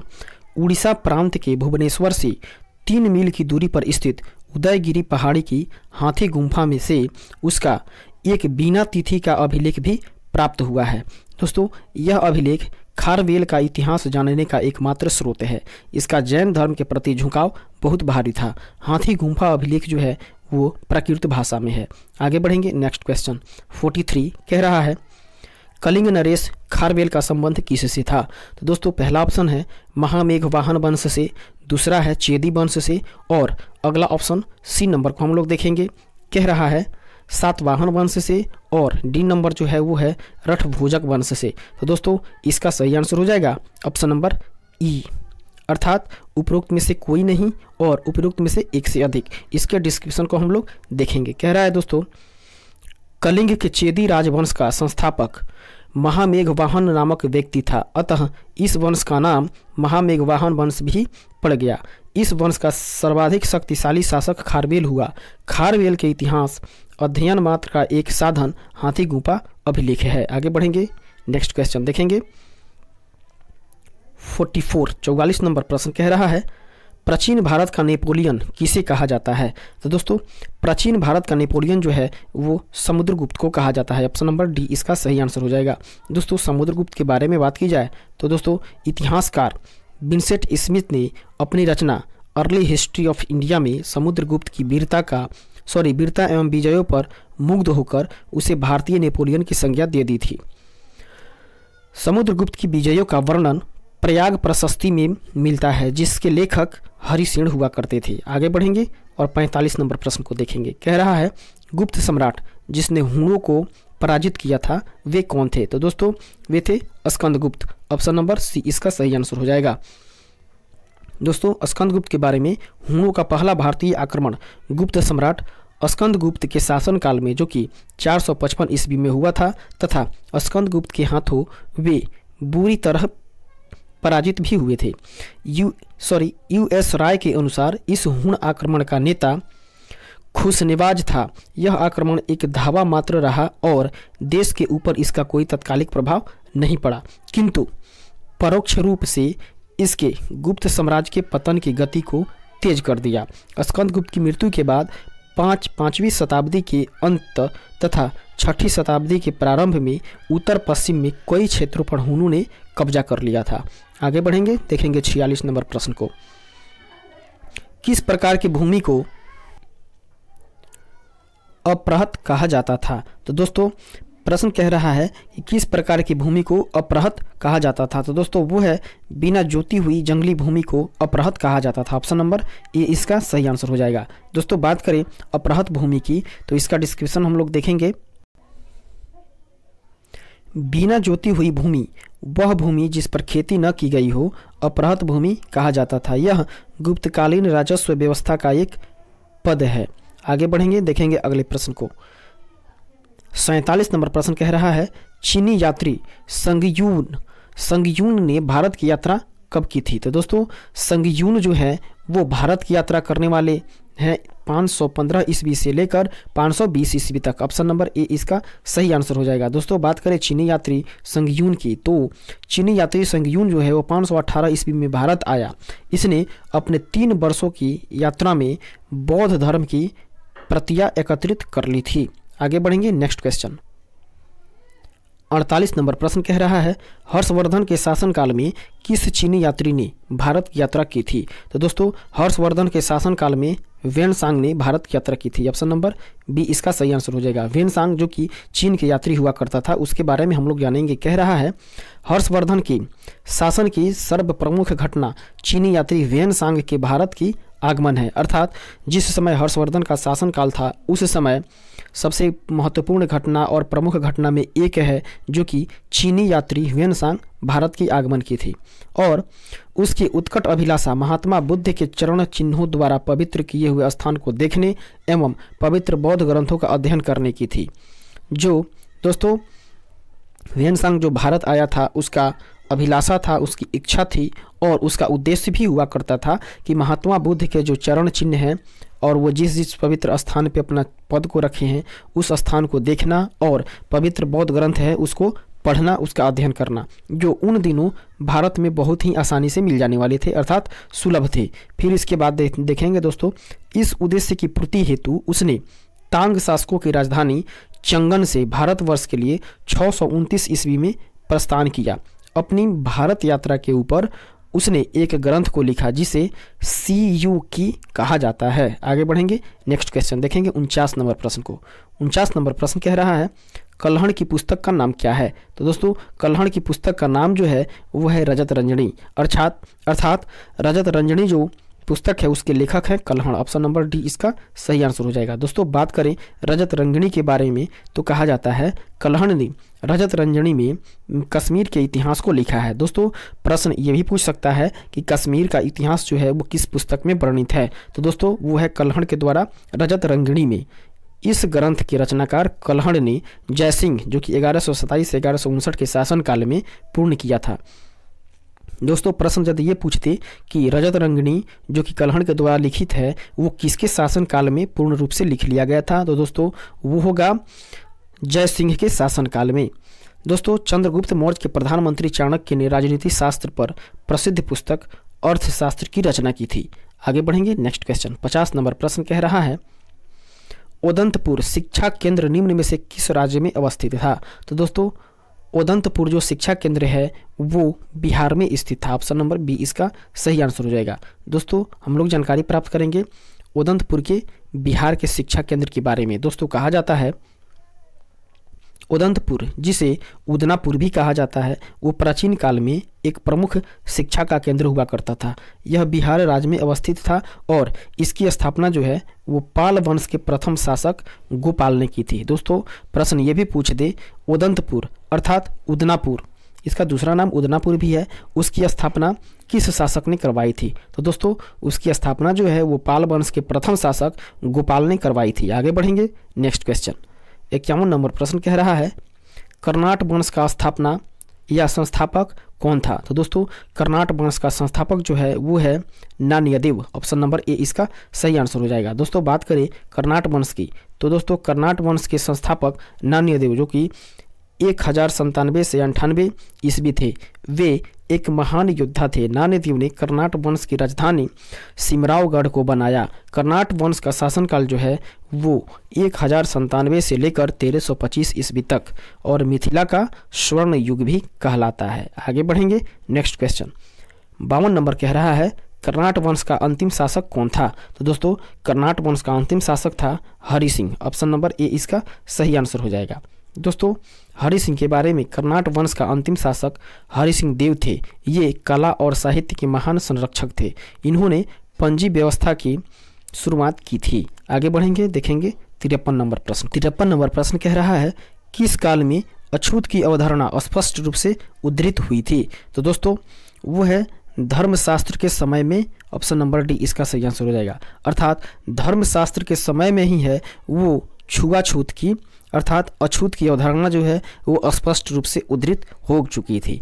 आगे बढ़ेंगे और इसके डिस्क्रिप्शन को देखेंगे। दोस्तों कह रहा है धर्मशास्त्रों के समय में 4 वर्ण जो कि ब्राह्मण, क्षत्रिय अर्थात क्षत्रिय, वैश्य और शूद्र के अतिरिक्त समाज में अन्य अनेक जातियाँ जैसे कि अम्बष्ट, उग्र, निषाद, मागध, वैदेहक, रथकर आदि का आविर्भाव अनुलोम एवं प्रतिलोम विवाहों के फलस्वरूप हो गया।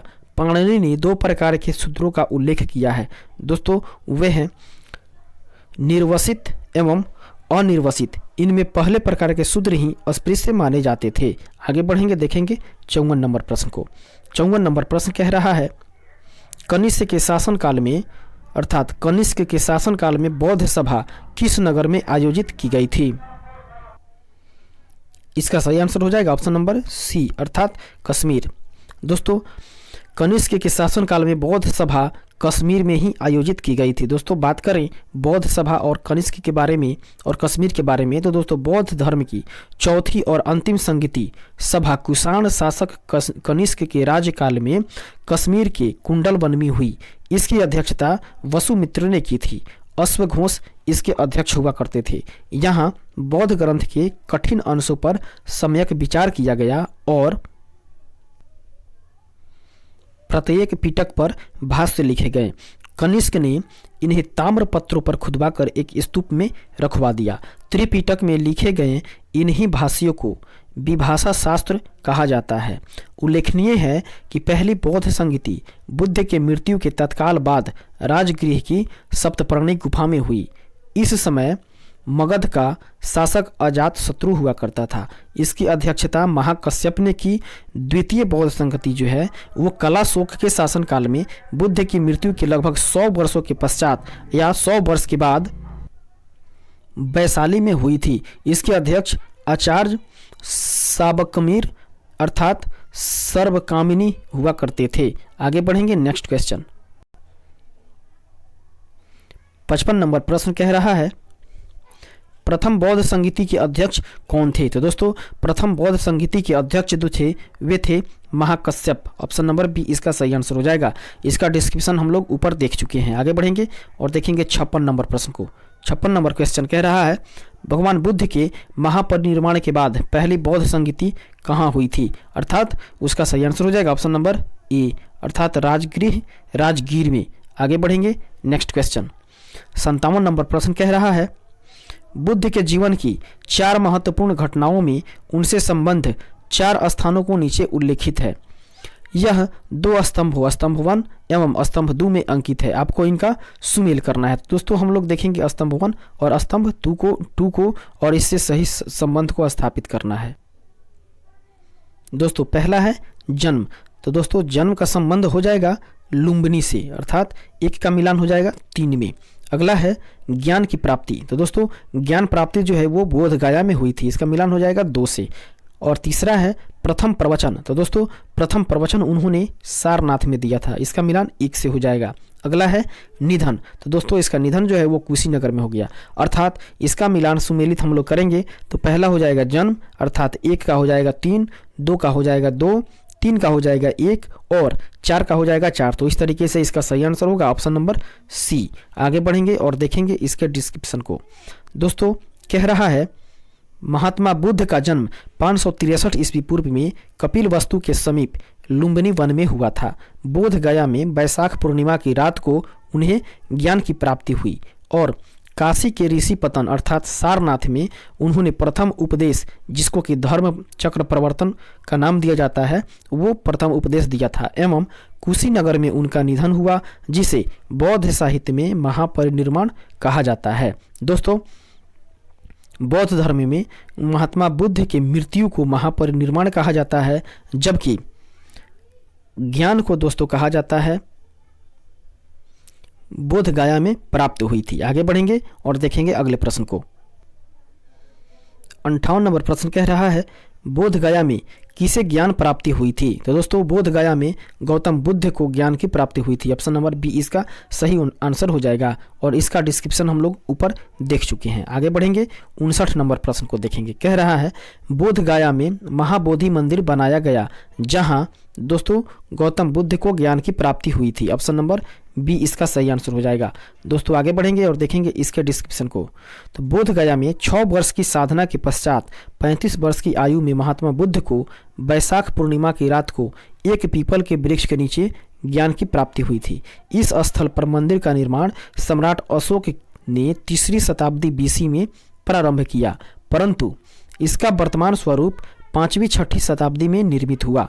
यह मंदिर पूरी तरह ईंटों से निर्मित है और वर्ष 2002 में यूनेस्को द्वारा यह विश्व धरोहर स्थल बना दिया गया। आगे बढ़ेंगे 60 नंबर क्वेश्चन। दोस्तों गौतम बुद्ध को एक देवता का स्थान किस राजा के युग में प्राप्त हुआ था। तो दोस्तों गौतम बुद्ध को एक देवता का स्थान कनिष्क राजा के शासनकाल में मिला था। ऑप्शन नंबर बी इसका सही आंसर हो जाएगा, अर्थात गौतम बुद्ध को एक देवता का स्थान कनिष्क राजा के युग में ही प्राप्त हुआ था। इसके बारे में दोस्तों हम लोग देखेंगे तो कह रहा है कनिष्क के शासन काल में संपन्न चतुर्थ बौद्ध संगीति, अर्थात प्रश्न यहाँ पे ये भी कह दे कि चतुर्थ बौद्ध संगीति जो है वो किसके शासन काल में संपन्न हुई थी, तो वो थे कनिष्क राजा के शासन काल में। बौद्ध धर्म हीनयान एवं महायान नामक 2 स्पष्ट एवं स्वतंत्र संप्रदायों में विभक्त हो गया और यही जो चौथा बौद्ध संगति हुई थी उसी में बौद्ध धर्म जो है वो 2 वर्गों में विभाजित हो गया। पहले वर्ग को हम लोग जानते हैं हीनयान, जबकि दूसरा वर्ग कहलाता है महायान। और महायान शाखा में जो है वो बुद्ध को देवता माना गया जब और उनकी पूजा भी की जाने लगी। इसी के साथ अनेक बोधिसत्वों को भी पूजा प्रारंभ हुई, अर्थात इसी के साथ अनेक बोधिसत्वों की भी पूजा प्रारंभ हो गई। आगे बढ़ेंगे और देखेंगे 61 नंबर प्रश्न को। कह रहा है ईसा पूर्व 6ठी शताब्दी में विश्व की प्रथम गणतंत्रात्मक व्यवस्था कहाँ थी। तो दोस्तों ईसा पूर्व की 6ठी शताब्दी में वैशाली में जो है वो विश्व की प्रथम गणतंत्रात्मक व्यवस्था को किया गया। ऑप्शन नंबर ए इसका सही आंसर हो जाएगा। इसके बारे में देखेंगे दोस्तों। कह रहा है ईसा पूर्व 6ठी सदी में विश्व की प्रथम गणतंत्रात्मक व्यवस्था वैशाली में थी। वस्तुतः 6ठी सदी में जहां महाजनपदों में राजतंत्रात्मक शासन व्यवस्था चल रही थी, वहीं बज्जी तथा मल नामक 2 राज्यों में गणतंत्रात्मक व्यवस्था प्रचलित थी। वज्जी 8 राज्यों का एक संघ था जिसमें वैशाली के लिच्छवी सर्वाधिक शक्तिशाली था। आगे बढ़ेंगे और देखेंगे अगले प्रश्न को। 62 नंबर कह रहा है 16 महाजनपदों की सूची उपलब्ध है किसमें। तो दोस्तों पहला ऑप्शन है महाभारत में, दूसरा है अंगुत्तर निकाय में और इस तरीके से तीसरा ऑप्शन कह रहा है छांदोग्य उपनिषद में और चौथा है संयुक्त निकाय में। तो दोस्तों वो है ऑप्शन नंबर बी, अर्थात इसका हो जाएगा दोस्तों अंगुत्तर निकाय। तो दोस्तों इसके डिस्क्रिप्शन को हम लोग देखेंगे। कह रहा है बौद्ध ग्रंथ अंगुत्तर निकाय में 16 महाजनपदों की सूची उपलब्ध है। इन्हें 16 महाजनपद कहा गया है और ये 16 जो महाजनपद है उसको हम लोग एक एक करके उसके नाम से हम लोग परिचित होंगे। पहला है अंग, मगध, काशी, कौशल, बज्जी, मल्ल, चेदी, वत्स, कुरु, पांचाल, मत्स्य, सूरसेन, अस्मक, अवंती, गंधार एवं कंबोज। इस तरीके से यह 16 महाजनपद हुआ करते थे। दोस्तों इन सभी महाजनपदों में एकमात्र महाजनपद अस्मक जो है वो दक्षिण भारत में स्थित है। दोस्तों प्रश्न अगर ये पूछते कि दक्षिण भारत में स्थित एक महाजनपद का नाम क्या है, तो वो है दोस्तों अस्मक। आगे बढ़ेंगे। जनवस। दोस्तों जनवसभ सूत्र में केवल 12 राज्यों के ही नाम मिलते हैं। जैन ग्रंथ भगवती सूत्र में भी 16 महाजनपदों की सूची मिलती है, किंतु वहाँ नाम कुछ भिन्न प्रकार से हैं। आगे बढ़ेंगे। नेक्स्ट क्वेश्चन 63 नंबर प्रश्न कह रहा है नालंदा विश्वविद्यालय की स्थापना का युग क्या है। दोस्तों प्रश्न दूसरे तरीके से भी पूछ सकता है कि किस युग में नालंदा विश्वविद्यालय की स्थापना हुई थी, तो दोस्तों वो है गुप्त काल में, अर्थात गुप्त युग में। ऑप्शन नंबर सी इसका सही आंसर हो जाएगा। देखेंगे हम लोग इसके बारे में। कह रहा है नालंदा एक विख्यात बौद्ध पीठ एवं विश्वविद्यालय था। यह दक्षिणी बिहार में राजगीर के निकट स्थित था। इसके ध्वंसावशेष बड़ा गांव ग्राम से दूर तक आज भी बिखरे पड़े हैं। 5वीं शताब्दी के मध्य गुप्तों के समय में नालंदा विश्वविद्यालय अस्तित्व में आया। सर्वप्रथम राजकुमार गुप्त प्रथम ने नालंदा बौद्ध विहार को दान दिया और बाद में बुधगुप्त, दोस्तों तथागत गुप्त तथा बालादित्य नामक गुप्त शासकों ने भी इस विहार को दान दिए। आगे बढ़ेंगे। नेक्स्ट क्वेश्चन 64 नंबर प्रश्न कह रहा है नालंदा विश्वविद्यालय किसके लिए विश्व प्रसिद्ध था।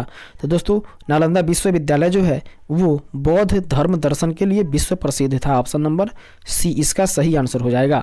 दोस्तों बात करें हम लोग नालंदा विश्वविद्यालय और बौद्ध धर्म के बारे में, तो कहा जाता है यह बौद्ध धर्म के अध्ययन के लिए विश्व प्रसिद्ध था। उसी के अध्ययन के लिए चीनी यात्री वेनसांग यहाँ आए हुए थे।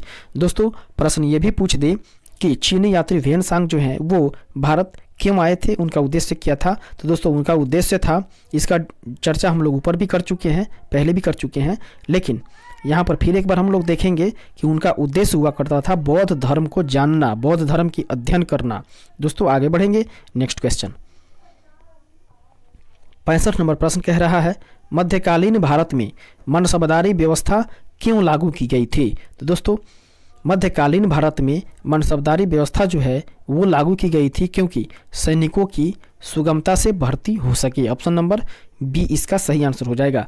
दोस्तों हम लोग बात करें मध्यकाल और मनसबदारी व्यवस्था के बारे में, तो दोस्तों मनसबदारी व्यवस्था एक विशिष्ट प्रशासनिक व्यवस्था थी जिसका प्रचलन मुगल शासक अकबर के द्वारा किया गया था। मनसब द्वारा 3 बातें निर्धारित होती थी। पहला पदाधिकारी का वरीयता क्रम, दूसरा वेतनमान तथा तीसरा जो है वो सैनिक उत्तरदायित्व। सैनिक उत्तरदायित्व में मनसबदार को अपने मनसब के अनुसार सैनिकों को रखना पड़ता था। इस व्यवस्था से राज्य ने सैनिकों के प्रत्यक्ष भर्ती और रख रखाव के उत्तरदायित्व मनसबदारों पर छोड़ दिया था, अर्थात उसी के ऊपर डाल दिया था, जिसके बदले में मनसबदार को नगद या जागीर प्रदान की जाती थी। दोस्तों आगे बढ़ेंगे और देखेंगे अगले प्रश्न को। अगला प्रश्न 66 नंबर, थोड़ा लंबा है, इसको हम लोग थोड़ा सा छोटा करेंगे। कह रहा है नीचे 2 वक्तव्य दिए गए हैं जिनमें एक कथन ए और दूसरा कारण आर है। दोनों को ध्यानपूर्वक पढ़ना है। और कथन ए कह रहा है 12वीं शताब्दी के अंत तक नालंदा महाविहार का पतन हो गया, जबकि कारण आर कह रहा है महाविहार को राजकीय प्रश्रय मिलना बंद हो गया था। दोस्तों ये कथन और कारण को पढ़ने के बाद बताना है कि दोनों वक्तव्यों के संदर्भ में निम्नलिखित में से कौन सही है। तो दोस्तों अब हम लोग देखेंगे वक्तव्य को। दोस्तों पहला वक्तव्य कह रहा है कि दोनों ए और आर सही है और आर जो है ए की सही व्याख्या करता है। दोस्तों जो कि ये सत्य नहीं है, ऐसे नहीं हो सकता है।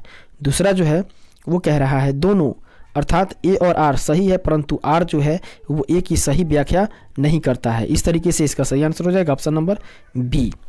अब हम लोग देखेंगे इसके डिस्क्रिप्शन को। दोस्तों इसका डिस्क्रिप्शन कह रहा है,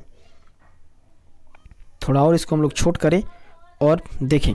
कह रहा है नालंदा में एक विख्यात बौद्ध पीठ एवं विश्वविद्यालय था। यह दक्षिणी बिहार में राजगीर, जो कि वर्तमान में राजगीर ही है, के निकट स्थित था। 5वीं सदी के मध्य गुप्तों के समय में नालंदा स्थित विश्वविद्यालय अस्तित्व में आया।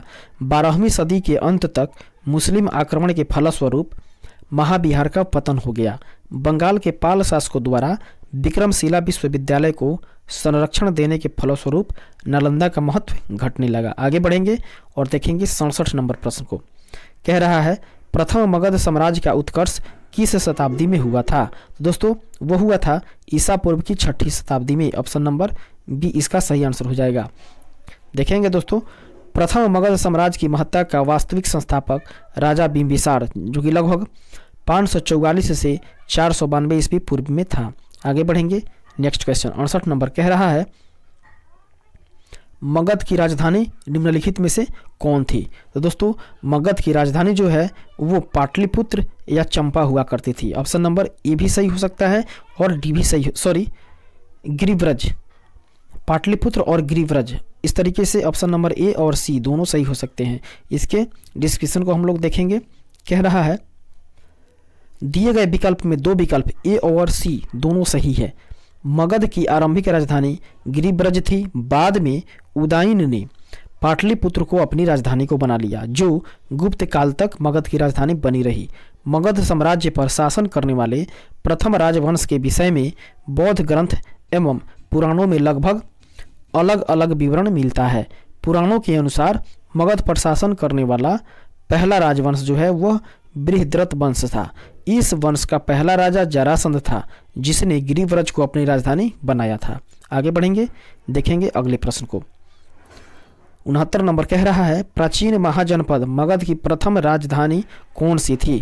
तो दोस्तों पहला ऑप्शन है पाटलिपुत्र, दूसरा है वैशाली और तीसरा ऑप्शन को देखेंगे सी में है चंपा, डी में है अंग। तो इस तरीके से इसके 2 राजधानी हम लोग ऊपर देख चुके हैं, एक पाटलिपुत्र और दूसरा चंपा। इस तरीके से इसका सही आंसर हो जाएगा ऑप्शन नंबर ई। इसका डिस्क्रिप्शन हम लोग ऊपर देख चुके हैं। आगे बढ़ेंगे, 70 नंबर प्रश्न को देखेंगे।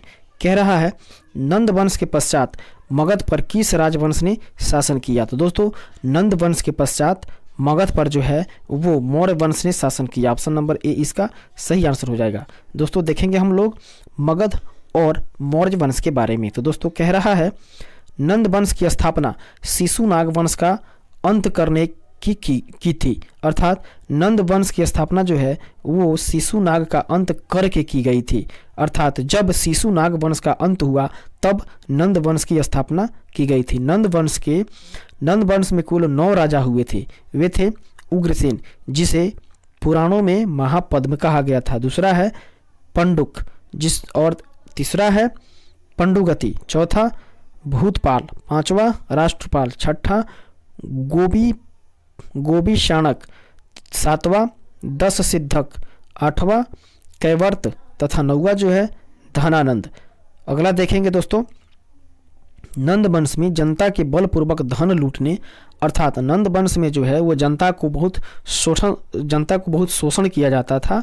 उस समय का जो राजा हुआ करते थे वे जनता पे काफ़ी टैक्स लगाते थे और कठोर कार्य भी लेते थे। तो दोस्तों नंद वंश में जनता से बलपूर्वक धन वसूलने, छोटी छोटी वस्तुओं पर भारी कर लगाने का कारण जनता शासकों के विरुद्ध हो गई। चारों ओर घृणा और असंतोष का वातावरण व्याप्त हो गया। इसी का लाभ उठाकर चंद्रगुप्त मौर्य एवं चाणक्य ने धनानंद की हत्या कर नंद वंश का अंत कर दिया। स्पष्टतः है कि विकल्प यही सही उत्तर होगा। आगे बढ़ेंगे, देखेंगे अगले प्रश्न को। 71 नंबर प्रश्न कह रहा है जिसके ग्रंथ में चंद्रगुप्त मौर्य का विशिष्ट रूप से वर्णन हुआ है वह कौन सा ग्रंथ है? तो दोस्तों वो है विशाखदत्त। ऑप्शन नंबर सी इसका सही आंसर हो जाएगा।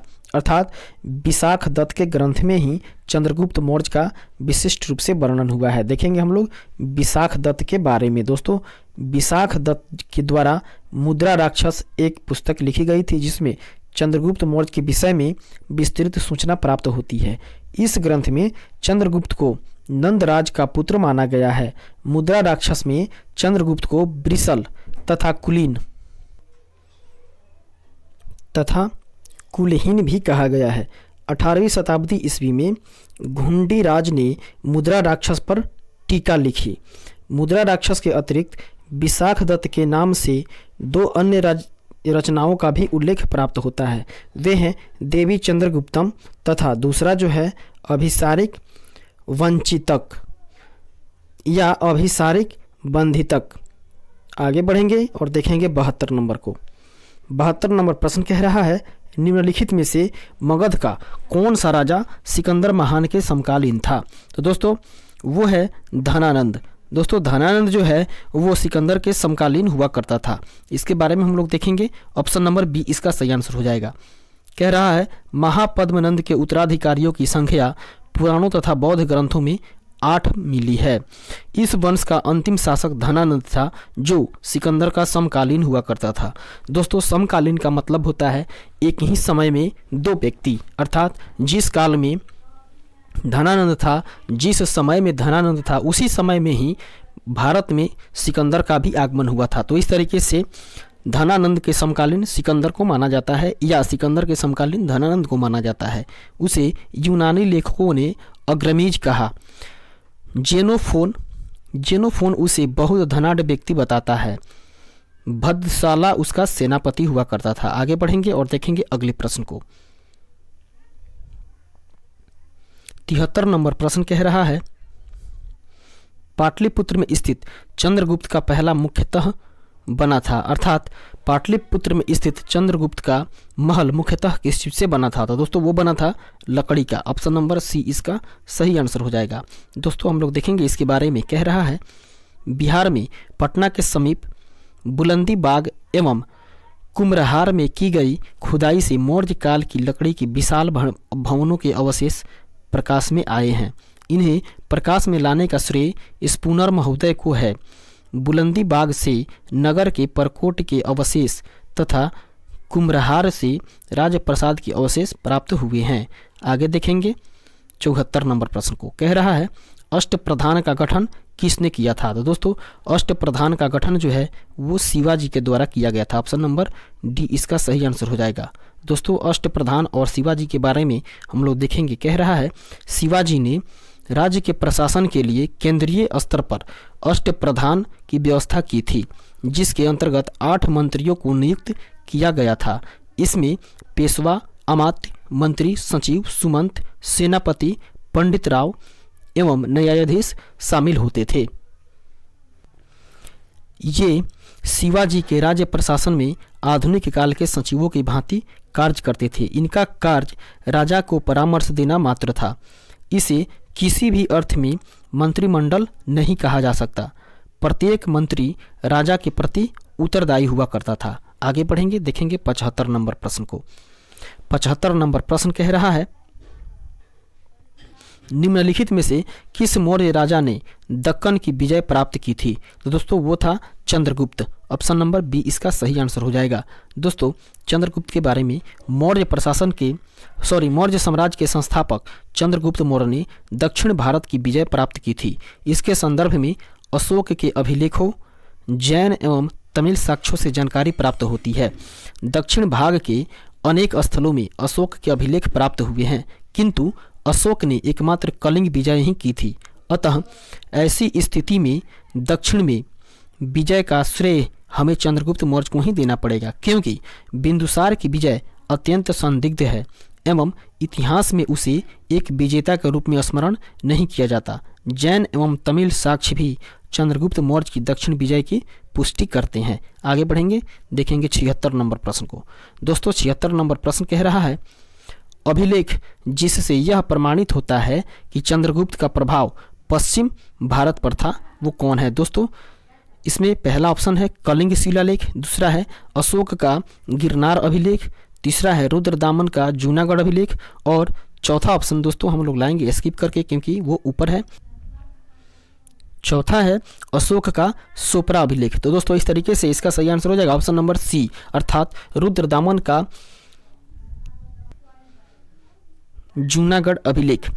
दोस्तों जूनागढ़ अभिलेख के बारे में हम लोग जानेंगे। कह रहा है रुद्रदामन का जूनागढ़ अभिलेख से यह ज्ञात होता है कि चंद्रगुप्त मौर्य के सौराष्ट्र स्थित प्रांतीय शासक पुष्यगुप्त ने यहाँ सुदर्शन झील बनवाई थी और बाद में अशोक के यूनानी गवर्नर तुपास्प ने इस जलाशय के साथ बहुत सी नहरें बनवाई। इस प्रांत को अनर्त तथा सुराष्ट्र कहा गया है। इसे पश्चिम भारत पर चंद्रगुप्त के आधिपत्य का प्रमाण मिलता है। आगे बढ़ेंगे, देखेंगे 77 नंबर प्रश्न को। 77 नंबर प्रश्न कह रहा है निम्न में से कौन सा क्षेत्र अशोक के साम्राज्य में सम्मिलित नहीं था। दोस्तों वो था श्रीलंका। ऑप्शन नंबर सी इसका सही आंसर हो जाएगा। दोस्तों श्रीलंका के बारे में हम लोग देखेंगे। श्रीलंका अशोक के साम्राज्य में सम्मिलित नहीं था। द्वितीय शिलालेख से स्पष्ट होता है कि भारत में अशोक का अधिकार चोल, पांड्य, सतियतपुत, केरलपुत एवं ताम्रपर्णी जो कि श्रीलंका को छोड़कर सभी जगह पर था, क्योंकि इन राज्यों को प्रयत्न या सीमावर्ती राज्य कहा गया है। आगे बढ़ेंगे, देखेंगे 78 नंबर प्रश्न को। कह रहा है अशोक के शासनकाल में बौद्ध सभा किस नगर में आयोजित की गई थी। दोस्तों अशोक के शासनकाल में है बौद्ध सभा जो है वो पाटलिपुत्र में आयोजित करवाई गई थी। ऑप्शन नंबर बी इसका सही आंसर हो जाएगा। दोस्तों हम लोग देखेंगे पाटलिपुत्र और अशोक के सभा के बारे में। तो सिंहली अनुश्रुतियों, दीपवंश और महावंश के अनुसार अशोक के राज्यकाल में पाटलिपुत्र में मोगलीपुत्र तिस्म की अध्यक्षता में तृतीय बौद्ध संगीति का आयोजन हुआ था। आगे बढ़ेंगे, देखेंगे 79 नंबर प्रश्न को। कह रहा है अशोक के शिलालेखों में प्रयुक्त भाषा कौन सी थी। तो दोस्तों वो थी प्राकृत भाषा। ऑप्शन नंबर बी इसका सही आंसर हो जाएगा। दोस्तों अशोक के शिलालेख के बारे में बात करें तो अशोक का इतिहास हमें मुख्यतः उसके अभिलेखों से ही ज्ञात होता है। इसके अभिलेखों का विभाजन 3 वर्गों में किया जा सकता है। एक है शिलालेख, दूसरा है स्तंभ लेख एवं तीसरा है गुहा लेख। दोस्तों शिलालेख 14 भिन्न लेखों का एक समूह है जो 8 भिन्न भिन्न स्थानों से प्राप्त किए गए हैं। और ये स्थान है दोस्तों शाहबाजगढ़ी, मानसेहरा, कालसी, गिरनार, धौली, जौगढ़, एरूरगुड़ी तथा सोपरा। अशोक के अधिकांश अभिलेख प्राकृत भाषा एवं ब्राह्मी लिपि में लिखे गए हैं। दोस्तों अगर भाषा की बात की जाए तो वो प्राकृत भाषा है, जबकि लिपि की बात की जाए तो वो ब्राह्मी लिपि है। केवल 2 अभिलेखों शाहबाजगढ़ी एवं मानसेहरा की लिपि जो है वो ब्राह्मी न होकर खरोष्टी है। दोस्तों अशोक के जितने भी शिलालेख हैं उसमें से केवल 2 ही जो है वो, एक शाहबाजगढ़ी एवं दूसरा मानसेहरा की लिपि जो है वो ब्राह्मी नहीं है बल्कि वो खरोष्टी लिपि में है। दोस्तों तक्षशिला में अरामाइक लिपि में लिखा गया एक भग्न अभिलेख दोस्तों इसके आगे हम लोग देखेंगे सरेकुना नामक स्थान से यूनानी तथा अरामाइक लिपियों में लिखा गया द्विभाषीय यूनानी एवं सीरिया भाषा अभिलेख तथा लघमान नामक स्थान से अरामाइक लिपि में लिखा गया अशोक का अभिलेख प्राप्त हुआ है। आगे बढ़ेंगे और देखेंगे 80 नंबर प्रश्न को। कह रहा है निम्नलिखित में से प्राचीन भारत की कौन सी लिपि दाहिने से बाएं की ओर लिखी जाती थी। तो दोस्तों वो थी खरोष्टी लिपि, जिसको कि दाहिने से बाएं की ओर लिखी जाती थी। ऑप्शन नंबर सी इसका सही आंसर हो जाएगा। इसका डिस्क्रिप्शन हम लोग देखेंगे। कह रहा है प्राचीन भारत में खरोष्टी लिपि दाएं से बाएं लिखी जाती थी। इसे पढ़ने का श्रेय मैसन, प्रिंसेप, नोरिस, लेसेन, कनिंघम आदि विद्वानों को जाता है और यह मुख्यतः उत्तर पश्चिम भारत की लिपि हुआ करती थी। आगे बढ़ेंगे 81 नंबर प्रश्न। कह रहा है अशोक के धम्म का मूल्य उद्देश्य क्या है। तो दोस्तों अशोक के धम्म का मूल्य उद्देश्य जो है वो राजा के प्रति वफादारी जो कि नहीं है। अगला है शांति एवं अहिंसा जो कि नहीं है। आगे बढ़ेंगे बड़ों का सम्मान, धार्मिक सहनशीलता। इस तरीके से इसका सही आंसर हो जाएगा ऑप्शन नंबर ई, अर्थात इसमें से कोई नहीं और उपयुक्त में से एक से अधिक। तो इसके डिस्क्रिप्शन को हम लोग देखेंगे। डिस्क्रिप्शन में कह रहा है अशोक धर्म एक नैतिक संहिता थी। अशोक अपने दूसरे और 7वें शिलालेख के माध्यम से संदेश देते हैं कि अपासीनवे बहुकयाने दया दाने सचे सोचये मदये साधवे च। अर्थात एक बार फिर से इसको देखेंगे। अपासीनवे बहुकयाने दयादाने सचे सोयचे मायदे साधवे च। अर्थात कम पाप करना, कल्याण करना, दया दान करना, सत्य बोलना, पवित्रता से रहना, स्वभाव में मधुरता तथा साधुता बनाए रखना।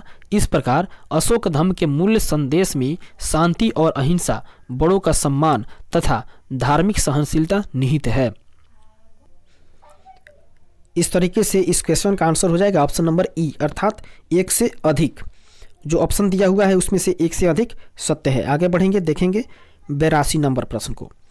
82 नंबर क्वेश्चन कह रहा है, केवल वह स्तंभ जिसमें अशोक ने स्वयं को मगध का सम्राट बताया है वो कौन सा है? तो दोस्तों वो है भाब्रू स्तंभ। ऑप्शन नंबर डी इसका सही आंसर हो जाएगा। दोस्तों हम लोग बात करें भाब्रू स्तंभ के बारे में, तो दोस्तों भाब्रू जो कि बैराट स्तंभ लेख जो है उसमें अशोक ने स्वयं को मगध का सम्राट बताया है। पियदसी लजा मगधम सधम अभिवादे तूनम अहा अपावा धतम च। यही अभिलेख अशोक को बौद्ध धर्मावलंबी प्रमाणित भी करता है। आगे बढ़ेंगे और देखेंगे 83 नंबर प्रश्न को। कह रहा है, अपने शिलालेखों में अशोक सामान्यतः किस नाम से जाने जाते हैं? तो दोस्तों वो जाने जाते हैं प्रियदर्शी के नाम से। ऑप्शन नंबर बी इसका सही आंसर हो जाएगा। प्रियदर्शी के बारे में हम लोग इसका डिस्क्रिप्शन को देखेंगे। अशोक के अभिलेखों में सर्वत्र उसे देवानाम या देवानाम पियदर्शी, देवताओं के प्रिय अथवा देखने में सुंदर देवानाम प्रियदर्शी तथा राजा आदि की उपाधियों से संबोधित किया गया है। पुराणों में उसे अशोक वर्धन भी कहा गया है। आगे बढ़ेंगे, 84 नंबर प्रश्न को देखेंगे। कह रहा है, कौटिल्य के अर्थशास्त्र में किस पहलू पर प्रकाश डाला गया है? तो दोस्तों कौटिल्य का जो अर्थशास्त्र है उसमें राजनीतिक नीतियों पर प्रकाश डाला गया है। ऑप्शन नंबर बी इसका सही आंसर हो जाएगा। आगे बढ़ेंगे, इसके डिस्क्रिप्शन को देखेंगे। कह रहा है, कौटिल्य के अर्थशास्त्र द्वारा चंद्रगुप्त मौर्य के शासनकाल की बहुत सी बातों का ज्ञान प्राप्त होता है। यह वस्तुतः ऐतिहासिक ग्रंथ नहीं है अपितु राजनीतिक शास्त्र का एक अद्वितीय ग्रंथ है। इसकी तुलना मैकियावेली के प्रिंस से भी की जाती है। आगे बढ़ेंगे, नेक्स्ट क्वेश्चन 85 नंबर प्रश्न कह रहा है, कौटिल्य की पुस्तक अर्थशास्त्र किस विषय पर आधारित है? तो दोस्तों पहला है आर्थिक संबंध, दूसरा है शासन कला से संबंधित सिद्धांत और अभ्यास, तीसरा है विदेश नीति, चौथा है धन संचय। तो इस तरीके से उपयुक्त में सभी हो जाएगा। इसका सही आंसर हो जाएगा ऑप्शन नंबर ई, अर्थात एक से अधिक इसमें ऑप्शन सही हो सकते हैं। फिर इसके डिस्क्रिप्शन को हम लोग देखेंगे। कह रहा है, कौटिल्य चाणक्य द्वारा मौर्य काल में रचित अर्थशास्त्र शासन के सिद्धांतों और अभ्यास की पुस्तक है। इसमें राज्य के लिए मंडल सिद्धांत है जो विदेश नीति की व्याख्या करता है। इसके अलावा इसमें सप्तांग सिद्धांत जो कि राजा, अमात्य, जनपद, दुर्ग, कोष, दंड एवं मित्र की सर्वप्रमुख व्याख्या मिलती है। सर्वप्रथम व्याख्या मिलती है। अर्थशास्त्र में तत्कालीन प्रशासन एवं कृषि, शिल्प एवं व्यापार व्यवस्था की भी विस्तृत जानकारी मिलती है। आगे बढ़ेंगे, नेक्स्ट क्वेश्चन 86 नंबर प्रश्न कह रहा है, मेगास्थनीज ने भारतीय समाज को कितने श्रेणियों में विभाजित किया है? तो दोस्तों मेगास्थनीज के अनुसार भारतीय समाज जो है वो 7 श्रेणियों में बटा हुआ है, 7 श्रेणियों में विभाजित किया गया है। ऑप्शन नंबर डी इसका सही आंसर हो जाएगा। इसके डिस्क्रिप्शन को देखेंगे किस किस में है। तो पहला है दोस्तों, मेगास्थनीज ने अपनी पुस्तक इंडिका में भारतीय समाज को 7 श्रेणियों में विभाजित किया है, जिसमें कि दार्शनिक, कृषक, पशुपालक, कारीगर, योद्धा, निरीक्षक एवं सभासद हैं। मेगास्थनीज भारतीय समाज में दास प्रथा के प्रचलित होने का उल्लेख नहीं करता है। मौर्य काल में कोई भी व्यक्ति न तो अपनी जाति से बाहर विवाह कर सकता था और न ही उससे विभिन्न पेशा ही अपना सकता था। आगे बढ़ेंगे, नेक्स्ट क्वेश्चन 87 नंबर प्रश्न कह रहा है, मौर्य समाज का 7 वर्गों में विभाजन का विशेष रूप से उल्लेख किसमें किया गया है? तो दोस्तों वो किया गया है मेगास्थनीज की पुस्तक इंडिका में। ऑप्शन नंबर डी इसका सही आंसर हो जाएगा। दोस्तों इसका डिस्क्रिप्शन हम लोग ऊपर देख चुके हैं। आगे बढ़ेंगे और देखेंगे 88 नंबर प्रश्न को। कह रहा है, पेरिप्लस ऑफ द एरिथ्रियन कौन सी अर्थात सी किसने लिखी है? दोस्तों एक पुस्तक है पेरिप्लस ऑफ द एरिथ्रियन, सी किसने लिखी है? तो दोस्तों वो लिखी गई है,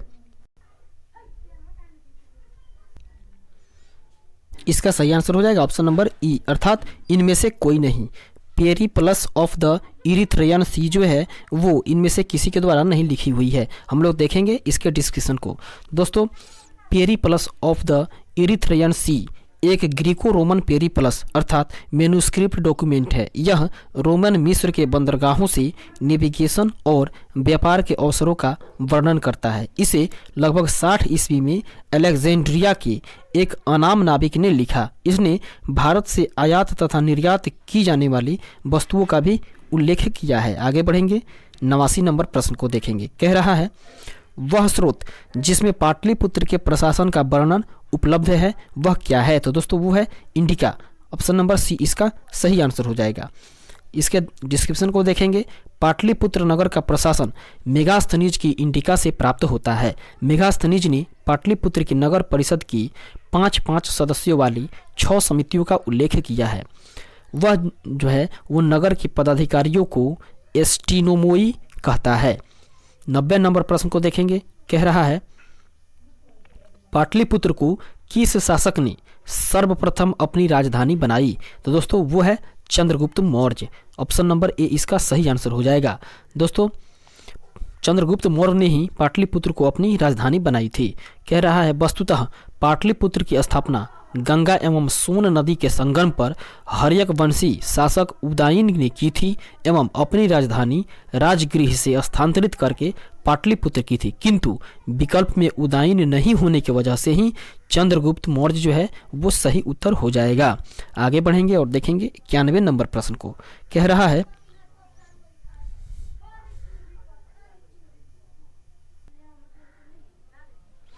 इनमें से किसने सर्वप्रथम व्यापक पैमाने पर स्वर्ण मुद्रा का प्रचलन किया?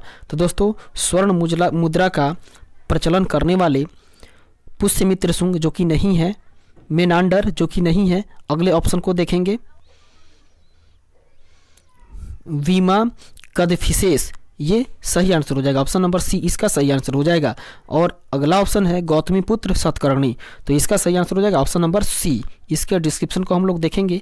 कह रहा है, कुषाण शासकों द्वारा व्यापक पैमाने पर स्वर्ण मुद्रा का प्रचलन प्रारंभ करना भारतीय उपमहाद्वीप में उनका सबसे महत्वपूर्ण योगदान था। कुषाण शासक बीमा कदफिसेस को स्वर्ण मुद्राओं का प्रचलन का श्रेय प्राप्त होता है। आगे बढ़ेंगे, देखेंगे अगले प्रश्न को। 92 नंबर प्रश्न कह रहा है, कला की गांधार शैली निम्न समय में फली फूली, अर्थात कला की जो गांधार शैली है वो किस समय में सही ढंग से फली फूली? तो दोस्तों वो है कुषाणों के समय में। ऑप्शन नंबर ए इसका सही आंसर हो जाएगा। इसके डिस्क्रिप्शन को हम लोग देखेंगे। कह रहा है, कुषाण शासक कनिष्क के शासन काल में कला के क्षेत्र में 2 स्वतंत्र शैलियों का विकास हुआ, एक गांधार शैली और दूसरा जो है वो मथुरा शैली। इन दोनों को कनिष्क की ओर से पर्याप्त प्रोत्साहन भी दिया गया और गांधार कला यूनानी कला से प्रभावित थी। आगे बढ़ेंगे, नेक्स्ट क्वेश्चन। 93 नंबर प्रश्न कह रहा है, इनमें से किस शासक ने चतुर्थ बौद्ध संगीति कश्मीर में आयोजित करवाई? दोस्तों वो है कनिष्क। ऑप्शन नंबर सी इसका सही आंसर हो जाएगा। दोस्तों, बौद्ध धर्म की जो चतुर्थ संगति हुई थी वो कनिष्क अर्थात कुषाण शासक कनिष्क के राज्यकाल में कश्मीर के कुंडल वन में हुई थी। इसकी अध्यक्षता जो थे वे वसुमित्र ने की थी और अश्वघोष जो थे इसके उपाध्यक्ष बने हुए थे। इस सभा में महासंघिकों का वर्चस्व रहा था। यहाँ बौद्ध ग्रंथों के कठिन अंशों पर सम्यक विचार किया गया तथा प्रत्येक पिटक पर भाष्य लिखकर उन्हें विभाषा शास्त्र नामक टीकाओं में संकलित कर दिया गया। इसी समय बौद्ध धर्म जो है वो 2 संप्रदायों में विभक्त हो गया, अर्थात हीनयान एवं महायान नामक 2 स्पष्ट संप्रदायों में विभक्त हो गया। तो दोस्तों, बौद्ध धर्म का जो चतुर्थ संगति हुई उसी में ही बौद्ध धर्म 2 भागों में विभक्त हो गया, एक महायान और दूसरा हीनयान। आगे बढ़ेंगे, देखेंगे 94 नंबर प्रश्न को। 94 नंबर प्रश्न कह रहा है, शुंग वंश के बाद किस वंश ने भारत पर राज किया? तो दोस्तों, शुंग वंश के बाद भारत पर जो है वो कण्वा या कण्व वंश ने राज किया। ऑप्शन नंबर सी इसका सही आंसर हो जाएगा। दोस्तों, इसके विश्लेषण को हम लोग देखेंगे। शुंग वंश का अंतिम राजा देवभूति अपने अमात्य वसुदेव के षड्यंत्रों द्वारा मार डाला गया। वसुदेव ने जिस नवीन राजवंश की नींव डाली वह कण्व या कण्वायन नाम से जाना जाता है। शुंगों के समान यह भी ब्राह्मण वंश था। आगे बढ़ेंगे, देखेंगे 95 नंबर प्रश्न को। 95 नंबर प्रश्न कह रहा है राजा खारवेल का नाम जुड़ा हुआ है। तो दोस्तों राजा खारवेल का नाम जो है वो हाथी की गुफा से जुड़ा हुआ है। हम लोग आगे बढ़ेंगे और ऑप्शंस को देखेंगे। दोस्तों कह रहा है राजा खारवेल का नाम जुड़ा हुआ है, तो राजा खारवेल का नाम जो है वो हाथी गुम्फा लेक से जुड़ा हुआ है। ऑप्शन नंबर सी इसका सही आंसर हो जाएगा। इसके बारे में हम लोग देखेंगे। कह रहा है कलिंग का चेदी शासक खारवेल प्राचीन भारतीय इतिहास के महानतम सम्राटों में से एक था। उड़ीसा प्रांत के भुवनेश्वर से 3 मील की दूरी पर स्थित उदयगिरी पहाड़ी की हाथी गुम्फा से उसका एक बिना तिथि का अभिलेख भी प्राप्त हुआ है। इसमें खारवेल के बचपन, शिक्षा, राज्याभिषेक तथा राजा होने के बाद से 13 वर्षों तक के शासनकाल की घटनाओं का क्रमबद्ध विवरण दिया हुआ है। दोस्तों यह जो अभिलेख है वो खारवेल के इतिहास जानने का एकमात्र स्रोत है। आगे बढ़ेंगे और देखेंगे 96 नंबर प्रश्न को। 96 नंबर क्वेश्चन कह रहा है नगरों का क्रमिक पतन किस काल की एक महत्वपूर्ण विशेषता थी। तो दोस्तों नगरों की क्रमिक पतन जो है वो गुप्त काल की एक महत्वपूर्ण विशेषता थी। ऑप्शन नंबर ए इसका सही आंसर हो जाएगा। हम लोग देखेंगे गुप्त काल के बारे में कैसे नगरों का पतन हुआ। दोस्तों गुप्त काल में नगर क्रमिक पतन की ओर अग्रसर हुए। संपूर्ण गंगा घाटी में जो शहर पहले अत्यंत समृद्ध अवस्था में थे उनमें से अधिकांश को गुप्त युग में या तो त्याग दिया गया या वहां के अवसान में पर्याप्त विघटन हुआ। पाटलिपुत्र जैसा महत्वपूर्ण नगर वेनसांग के आगमन तक गांव बन गया। दोस्तों मथुरा जैसा महत्वपूर्ण नगर एवं कुम्भरहार, सोनपुर, सोहगौरा और उत्तर प्रदेश में गंगा घाटी के अनेक महत्वपूर्ण केंद्र ह्रास के ही प्रमाण प्रस्तुत करते हैं। आगे बढ़ेंगे और देखेंगे 97 नंबर प्रश्न को। कह रहा है निम्नलिखित में से कौन सा बंदरगाह गुप्त काल में उत्तर भारतीय व्यापार के लिए उपयोग किया जाता था। तो दोस्तों उत्तर भारतीय व्यापार के लिए उपयोग किए जाने वाले बंदरगाह जो थे उसके बारे में हम लोग जानकारी प्राप्त करेंगे। इसका सही आंसर हो जाएगा ऑप्शन नंबर ई, अर्थात इनमें से कोई नहीं। इसके डिस्क्रिप्शन को हम लोग देखेंगे। कह रहा है गुप्त काल में बंगाल में ताम्रलिप्ति एक प्रमुख बंदरगाह था जहां से उत्तर भारत के साथ दक्षिण पूर्व एशिया, चीन, लंका, जावा, सुमात्रा आदि देशों के साथ व्यापार होता था। पश्चिमी भारत का प्रमुख बंदरगाह भिगरुकक्ष भणौच था जहां से पश्चिमी देशों के साथ समुद्री व्यापार होता था। इसके अलावा कल्याणा तथा बॉम्बे से भी उत्तर भारतीय व्यापार हुआ करता था। आगे बढ़ेंगे, नेक्स्ट क्वेश्चन देखेंगे 98 नंबर प्रश्न को। 98 नंबर प्रश्न कह रहा है किस शासक वंश ने मंदिरों एवं ब्राह्मणों को सबसे अधिक ग्राम अनुदान में दिया था। दोस्तों इसका सही आंसर हो जाएगा ऑप्शन नंबर ए, अर्थात गुप्त वंश। इसका सही आंसर हो जाएगा। इसके डिस्क्रिप्शन को हम लोग देखते हैं। गुप्त वंश के शासकों ने मंदिरों एवं ब्राह्मणों को सबसे अधिक ग्राम अनुदान में दिए थे। गुप्त लेखों में जिन भूमि दानों का उल्लेख किया गया है उससे यह स्पष्ट है कि भूमि दान के साथ साथ गांव की भूमि से उत्पन्न होने वाली आय भी ग्रहिता को सौंप दी जाती थी।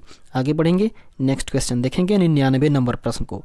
कह रहा है गुप्त युग में भूमि राजस्व की दर क्या थी। तो दोस्तों वो था उपज का 6ठा भाग। ऑप्शन नंबर बी इसका सही आंसर हो जाएगा। इसके डिस्क्रिप्शन को देखेंगे। दोस्तों गुप्त काल में जो लोग राजकीय भूमि पर कृषि करते थे उन्हें अपनी उपज का एक भाग राजा को कर के रूप में देना पड़ता था जो शतांश होता था। दोस्तों शतांश होता था। गुप्त अभिलेखों में भूमि कर को उद्रंग तथा भाग कर कहा गया है। 100 नंबर प्रश्न को देखेंगे। कह रहा है भागवत संप्रदाय के विकास में किसकी देन अत्यधिक थी। तो दोस्तों भागवत संप्रदाय के विकास में गुप्तों की अत्यधिक देन हुआ करती थी। ऑप्शन नंबर डी इसका सही आंसर हो जाएगा।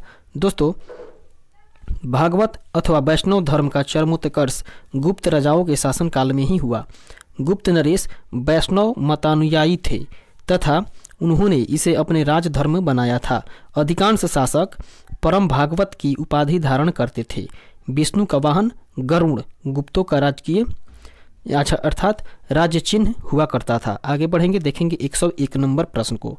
दोस्तों 101 नंबर प्रश्न जो है वो कह रहा है, इनमें से किसने पहली बार यह व्याख्या की थी कि पृथ्वी के अपनी धुरी पर घूमने के कारण प्रतिदिन सूर्योदय एवं सूर्यास्त होता है। तो दोस्तों इसकी व्याख्या किए थे आर्यभट्ट ने। ऑप्शन नंबर ए इसका सही आंसर हो जाएगा। दोस्तों आर्यभट्ट के बारे में कहा जाता है कि आर्यभट्ट प्रथम व्यक्ति थे जिन्होंने यह व्याख्या की थी कि पृथ्वी के अपनी धुरी पर घूमने के कारण ही प्रतिदिन सूर्योदय एवं सूर्यास्त होता है। आगे बढ़ेंगे, नेक्स्ट क्वेश्चन, प्रश्न संख्या 102 कह रहा है, इनमें से कौन गुप्त काल में औषधि के क्षेत्र में अपने कार्य के लिए जाने जाते हैं। तो दोस्तों इसका आंसर हो जाएगा ऑप्शन नंबर ई, अर्थात एक से अधिक। इसके डिस्क्रिप्शन को हम लोग देखते हैं। दोस्तों कह रहा है, सुश्रुत को शैल क्रिया का जनक कहा जाता है। यह काशी के रहने वाले थे। दोस्तों सुश्रुत जो है वो काशी के रहने वाले थे और इनका काल लगभग 600 ईस्वी पूर्व माना जाता है। सैनिक ऋग्वेद कालीन ऋषि थे। दोस्तों सैनक जो थे वे ऋग्वेद कालीन ऋषि हुआ करते थे। शूद्रक गुप्त कालीन नाटककार हुआ करते थे। सैमिला गुप्त कालीन नाटककार थे जिसे कालिदास ने भास और कवि पुत्र के साथ याद किया है। इस प्रकार गुप्त काल में औषधि के क्षेत्र में उपयुक्त में किसी ने कार्य नहीं किया है। दोस्तों ऊपर जो ऑप्शन दिया हुआ था इसका सही आंसर ई हो जाएगा, अर्थात इनमें से कोई नहीं। दोस्तों आगे बढ़ेंगे और देखेंगे अगले पॉइंट को। कह रहा है, यद्यपि बिहार लोक सेवा आयोग ने अपने प्रारंभिक उत्तर पत्रक में इसका सही आंसर विकल्प ए माना है। चूंकि गुप्त काल का प्रारंभ 275 एडी श्रीगुप्त से प्रारंभ होता है, जो सुश्रुत के मान्यकाल प्रायः 600 बीसी से 1500 बीसी से करीब 1000 वर्ष बाद का है। इसलिए सुश्रुत को गुप्त काल के समकालीन मानना औचित्यपूर्ण नहीं है। आगे बढ़ेंगे और देखेंगे अगले पॉइंट को। दोस्तों 103 नंबर प्रश्न कह रहा है, चीनी यात्री ह्वेनसांग ने किस विश्वविद्यालय में अध्ययन के लिए आया था।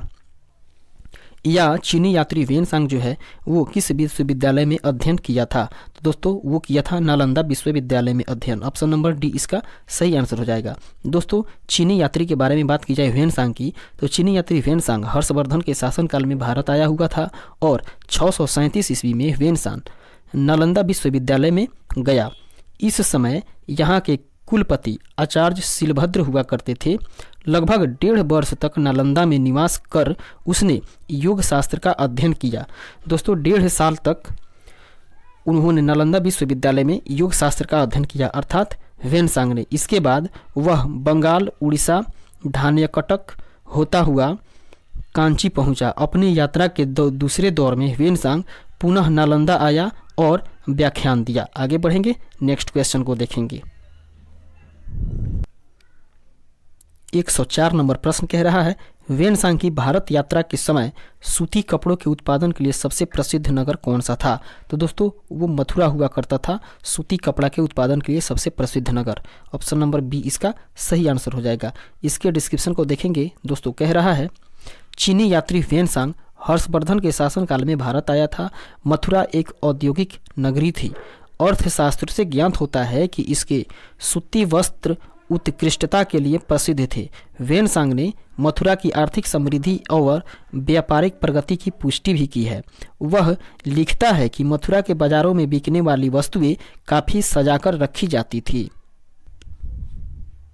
आगे बढ़ेंगे, नेक्स्ट क्वेश्चन। 105 नंबर प्रश्न कह रहा है, कबिवाण निवासी था, अर्थात कबिवाण जो है वो कहाँ का निवासी था। तो दोस्तों वो था पाटलिपुत्र का। ऑप्शन नंबर ए इसका सही आंसर हो जाएगा। आगे देखेंगे इसके डिस्क्रिप्शन को। दोस्तों कह रहा है, बाणभट्ट हर्षवर्धन के दरबारी कवि थे। ये पाटलिपुत्र क्षेत्र के निवासी थे। हर्षचरित, कादम्बरी, चंडी शतक इसकी प्रमुख रचनाएं हैं। आगे बढ़ेंगे, देखेंगे नेक्स्ट क्वेश्चन को। 106 नंबर प्रश्न कह रहा है, चीनी यात्री इत्सिंग ने बिहार का भ्रमण लगभग कब किया था? दोस्तों वो किया था उपयुक्त में से कोई नहीं, ऑप्शन नंबर डी इसका सही आंसर हो जाएगा। दोस्तों इसने जो चीनी यात्री इत्सिंग है वो 671 या 672 ईस्वी में जो है वो जब वह युवक था अपने 37 बौद्ध सहयोगियों के साथ बौद्ध धर्म के अवशेषों को देखने की इच्छा से उसने पाश्चात्य विश्व का भ्रमण करने का निश्चय किया था। दोस्तों वह दक्षिण के समुद्री मार्ग से होकर भारत आया हुआ था। दोस्तों 671 या 672 ईस्वी में, अर्थात इस ऑप्शन में जो है ये कोई भी इसमें जिक्र नहीं है, तो इसका सही आंसर हो जाएगा ऑप्शन नंबर डी। फिर आगे देखेंगे, कह रहा है 675 से 685 ईस्वी तक नालंदा विश्वविद्यालय में अध्ययन किया था और 693-94 ईस्वी के लगभग सुमात्रा होता हुआ वह चीन लौट गया था। आगे बढ़ेंगे और देखेंगे 107 नंबर प्रश्न को। 107 नंबर क्वेश्चन कह रहा है प्रसिद्ध चीनी यात्री फाहियान ने किसके शासनकाल में भारत की यात्रा की थी? तो दोस्तों वो किया था चंद्रगुप्त द्वितीय के शासनकाल में, ऑप्शन नंबर बी इसका सही आंसर हो जाएगा। दोस्तों चंद्रगुप्त द्वितीय जो है वो विक्रमादित्य के शासनकाल में, चंद्रगुप्त द्वितीय अर्थात विक्रमादित्य के शासनकाल में चीनी यात्री फाहियान भारत के विभिन्न स्थानों का भ्रमण किया था। आगे बढ़ेंगे 108 नंबर प्रश्न को देखेंगे, कह रहा है नालंदा विश्वविद्यालय के संस्थापक कौन थे? तो दोस्तों नालंदा विश्वविद्यालय के संस्थापक कुमारगुप्त को माना जाता है, ऑप्शन नंबर बी इसका सही आंसर हो जाएगा। दोस्तों वेन सांग के अनुसार नालंदा विश्वविद्यालय का संस्थापक शक्रादित्य था, जिसने बौद्ध धर्म के त्रिरत्नों के प्रति महती श्रद्धा के कारण इसकी स्थापना करवाई थी। शक्रादित्य की पहचान कुमारगुप्त प्रथम जो कि 415 से 455 ईस्वी से की जाती है। कुमारगुप्त की प्रसिद्ध उपाधि जो है वो महेंद्रादित्य थी। आगे बढ़ेंगे 109 नंबर प्रश्न को देखेंगे, कह रहा है ताम्रपत्र लेख दर्शाते हैं कि प्राचीन काल में बिहार के राजाओं का संपर्क किससे था? तो दोस्तों वो था जावा सुमात्रा से, ऑप्शन नंबर डी इसका सही आंसर हो जाएगा। दोस्तों कह रहा है पाल वंश शासक देवपाल बौद्ध मतानुयायी था, लेखों में उसे परम सौगत कहा गया है। उसने जावा के शैलेंद्र वंशी शासक बालपुत्रदेव के अनुरोध पर उसने नालंदा में एक बौद्ध विहार बनवाने के लिए 5 गांव दान में दे दिए थे। आगे बढ़ेंगे और देखेंगे नेक्स्ट क्वेश्चन को। दोस्तों 110 नंबर प्रश्न कह रहा है स्वर्ण भूमि का वह राजा कौन था जिसने नालंदा में एक बौद्ध विहार की स्थापना की तथा उसके रख रखाव हेतु अपने दूत द्वारा देवपाल से 5 गांव दान देने के लिए प्रार्थना भी की थी? तो दोस्तों वो था बालपुत्रदेव, ऑप्शन नंबर सी इसका सही आंसर हो जाएगा। इसके बारे में दोस्तों देखेंगे स्वर्ण भूमि के शासक बालपुत्र देव ने नालंदा में एक बौद्ध विहार की स्थापना की तथा उसके रख रखाव हेतु अपने दूत द्वारा देवपाल से 5 गांव देने के लिए प्रार्थना की थी।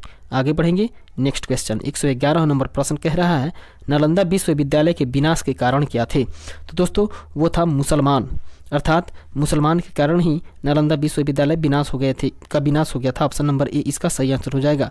दोस्तों कह रहा है नालंदा विश्वविद्यालय बख्तियार खिलजी के अधीन तुर्क मुस्लिम आक्रमणकारियों द्वारा नष्ट कर दिया गया था। यह भारत में बौद्ध मत के पतन के लिए अंतिम प्रहार के रूप में देखा जाता है। आगे बढ़ेंगे और देखेंगे 112 नंबर प्रश्न को।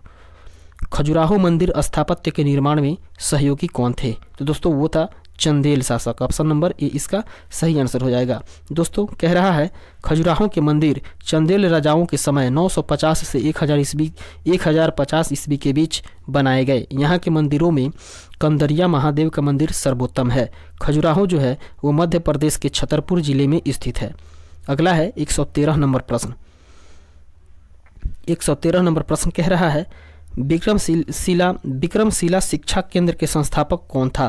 तो दोस्तों वो हुआ करता था धर्मपाल, ऑप्शन नंबर बी इसका सही आंसर हो जाएगा। दोस्तों विक्रमशिला का जो विश्वविद्यालय है वो बिहार का भागलपुर जिले में स्थित है और इसकी स्थापना जो है वो पाल वंश के धर्मपाल ने की थी। दोस्तों दीपंकर श्रीज्ञान जो उपाध्याय अतीश के नाम से भी प्रसिद्ध थे, यहाँ के प्रसिद्ध विद्वान हुआ करते थे, ये तिब्बत भी गए हुए थे। आगे बढ़ेंगे 114 नंबर प्रश्न को देखेंगे। कह रहा है निम्नलिखित राजवंशों में किसका उल्लेख संगम साहित्य में नहीं हुआ है? तो दोस्तों वो है कादम्ब का उल्लेख संगम साहित्य में नहीं हुआ है। ऑप्शन नंबर ए इसका सही आंसर हो जाएगा। इसके डिस्क्रिप्शन को हम लोग देखेंगे। संगम साहित्य में केवल चोल, चेर एवं पांड्य राज्यों के उद्भव और विकास का विवरण प्राप्त होता है। इन राज्यों के विविध राजाओं के शासनकाल का स्पष्ट निर्धारण संभव न होने पर भी संगम साहित्य से कृष्णा नदी के दक्षिण में सुदूर प्रायद्वीपीय तक राजनीतिक गतिविधियों का पर्याप्त प्रकाश पड़ता है। आगे बढ़ेंगे, देखेंगे 115 नंबर प्रश्न को। 115 नंबर प्रश्न कह रहा है संगम युग में उरायूर किसके लिए विख्यात था? तो दोस्तों वो था कपास के व्यापार का महत्वपूर्ण केंद्र, अर्थात संगम युग में उरायूर जो है वो कपास के व्यापार के लिए एक महत्वपूर्ण केंद्र हुआ करता था।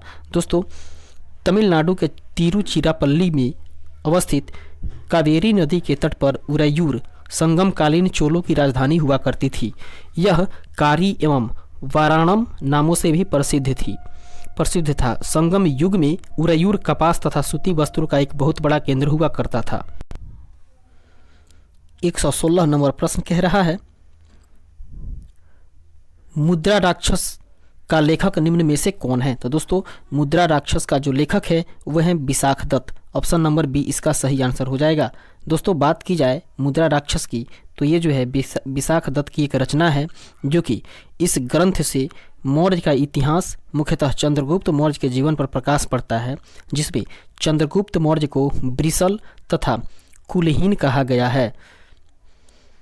धुंडीराज ने मुद्रा राक्षस पर टीका भी लिखी है। आगे बढ़ेंगे और देखेंगे 117 नंबर प्रश्न को। 117 नंबर प्रश्न कह रहा है पृथ्वीराज रासो के लेखक कौन है? तो दोस्तों पृथ्वीराज रासो के लेखक हैं चंद्रवरदाई। ऑप्शन नंबर डी इसका सही आंसर हो जाएगा। चौहान वंशी शासक पृथ्वीराज तृतीय जो कि राय पिथौरा के दरबारी कवि चंद्रवरदाई ने पृथ्वीराज रासो की रचना की थी। आगे बढ़ेंगे, देखेंगे 118 नंबर प्रश्न को। 118 नंबर प्रश्न कह रहा है स्वप्नवासवदत्ता के लेखक कौन है? तो दोस्तों स्वप्नवासवदत्ता के जो लेखक हैं वह हैं भास। ऑप्शन नंबर बी इसका सही आंसर हो जाएगा। दोस्तों इसके डिस्क्रिप्शन को देखेंगे, कह रहा है महाकवि भास के नाम से 13 नाटक उपलब्ध हुए हैं जिन्हें 1909 में श्री टी गणपति शास्त्री ने त्रावणकोर राज्य से प्राप्त किया था। इन नाटकों के नाम हैं प्रतिज्ञा योगंधारायण, अगला है स्वप्नवासवदत्ता, अगला है उरुभंग, अगला है दूतवाक्य, 5 नंबर है पंचरात्र, अगला है बालचरित्र, 7 नंबर है धूत घोटचक, 8 नंबर है कर्णधार, अगला है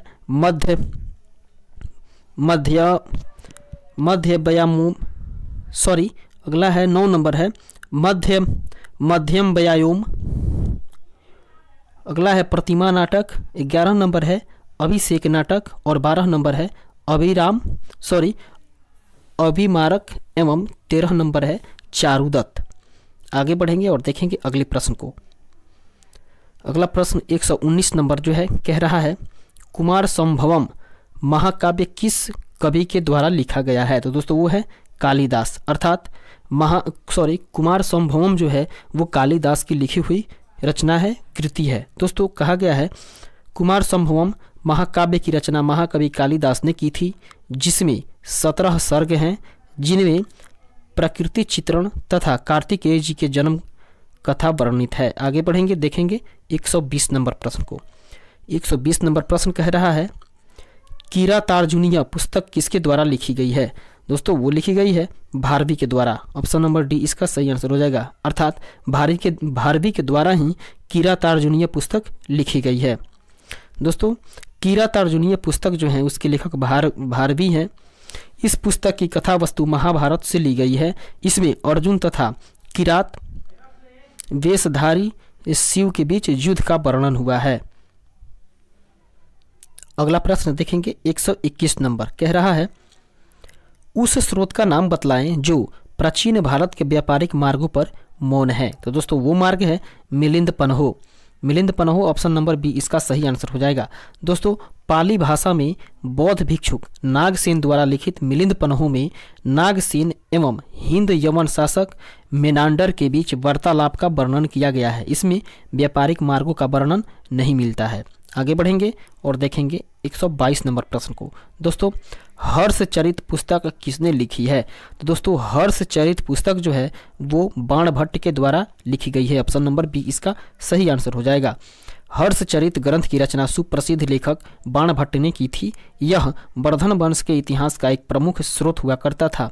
यह एक आख्यायिक है जिसमें लेखक अपने समकालीन शासक तथा उसके पूर्वजों के जीवन वृत्त का वर्णन प्रस्तुत करता है। आगे बढ़ेंगे, देखेंगे 123 नंबर प्रश्न को।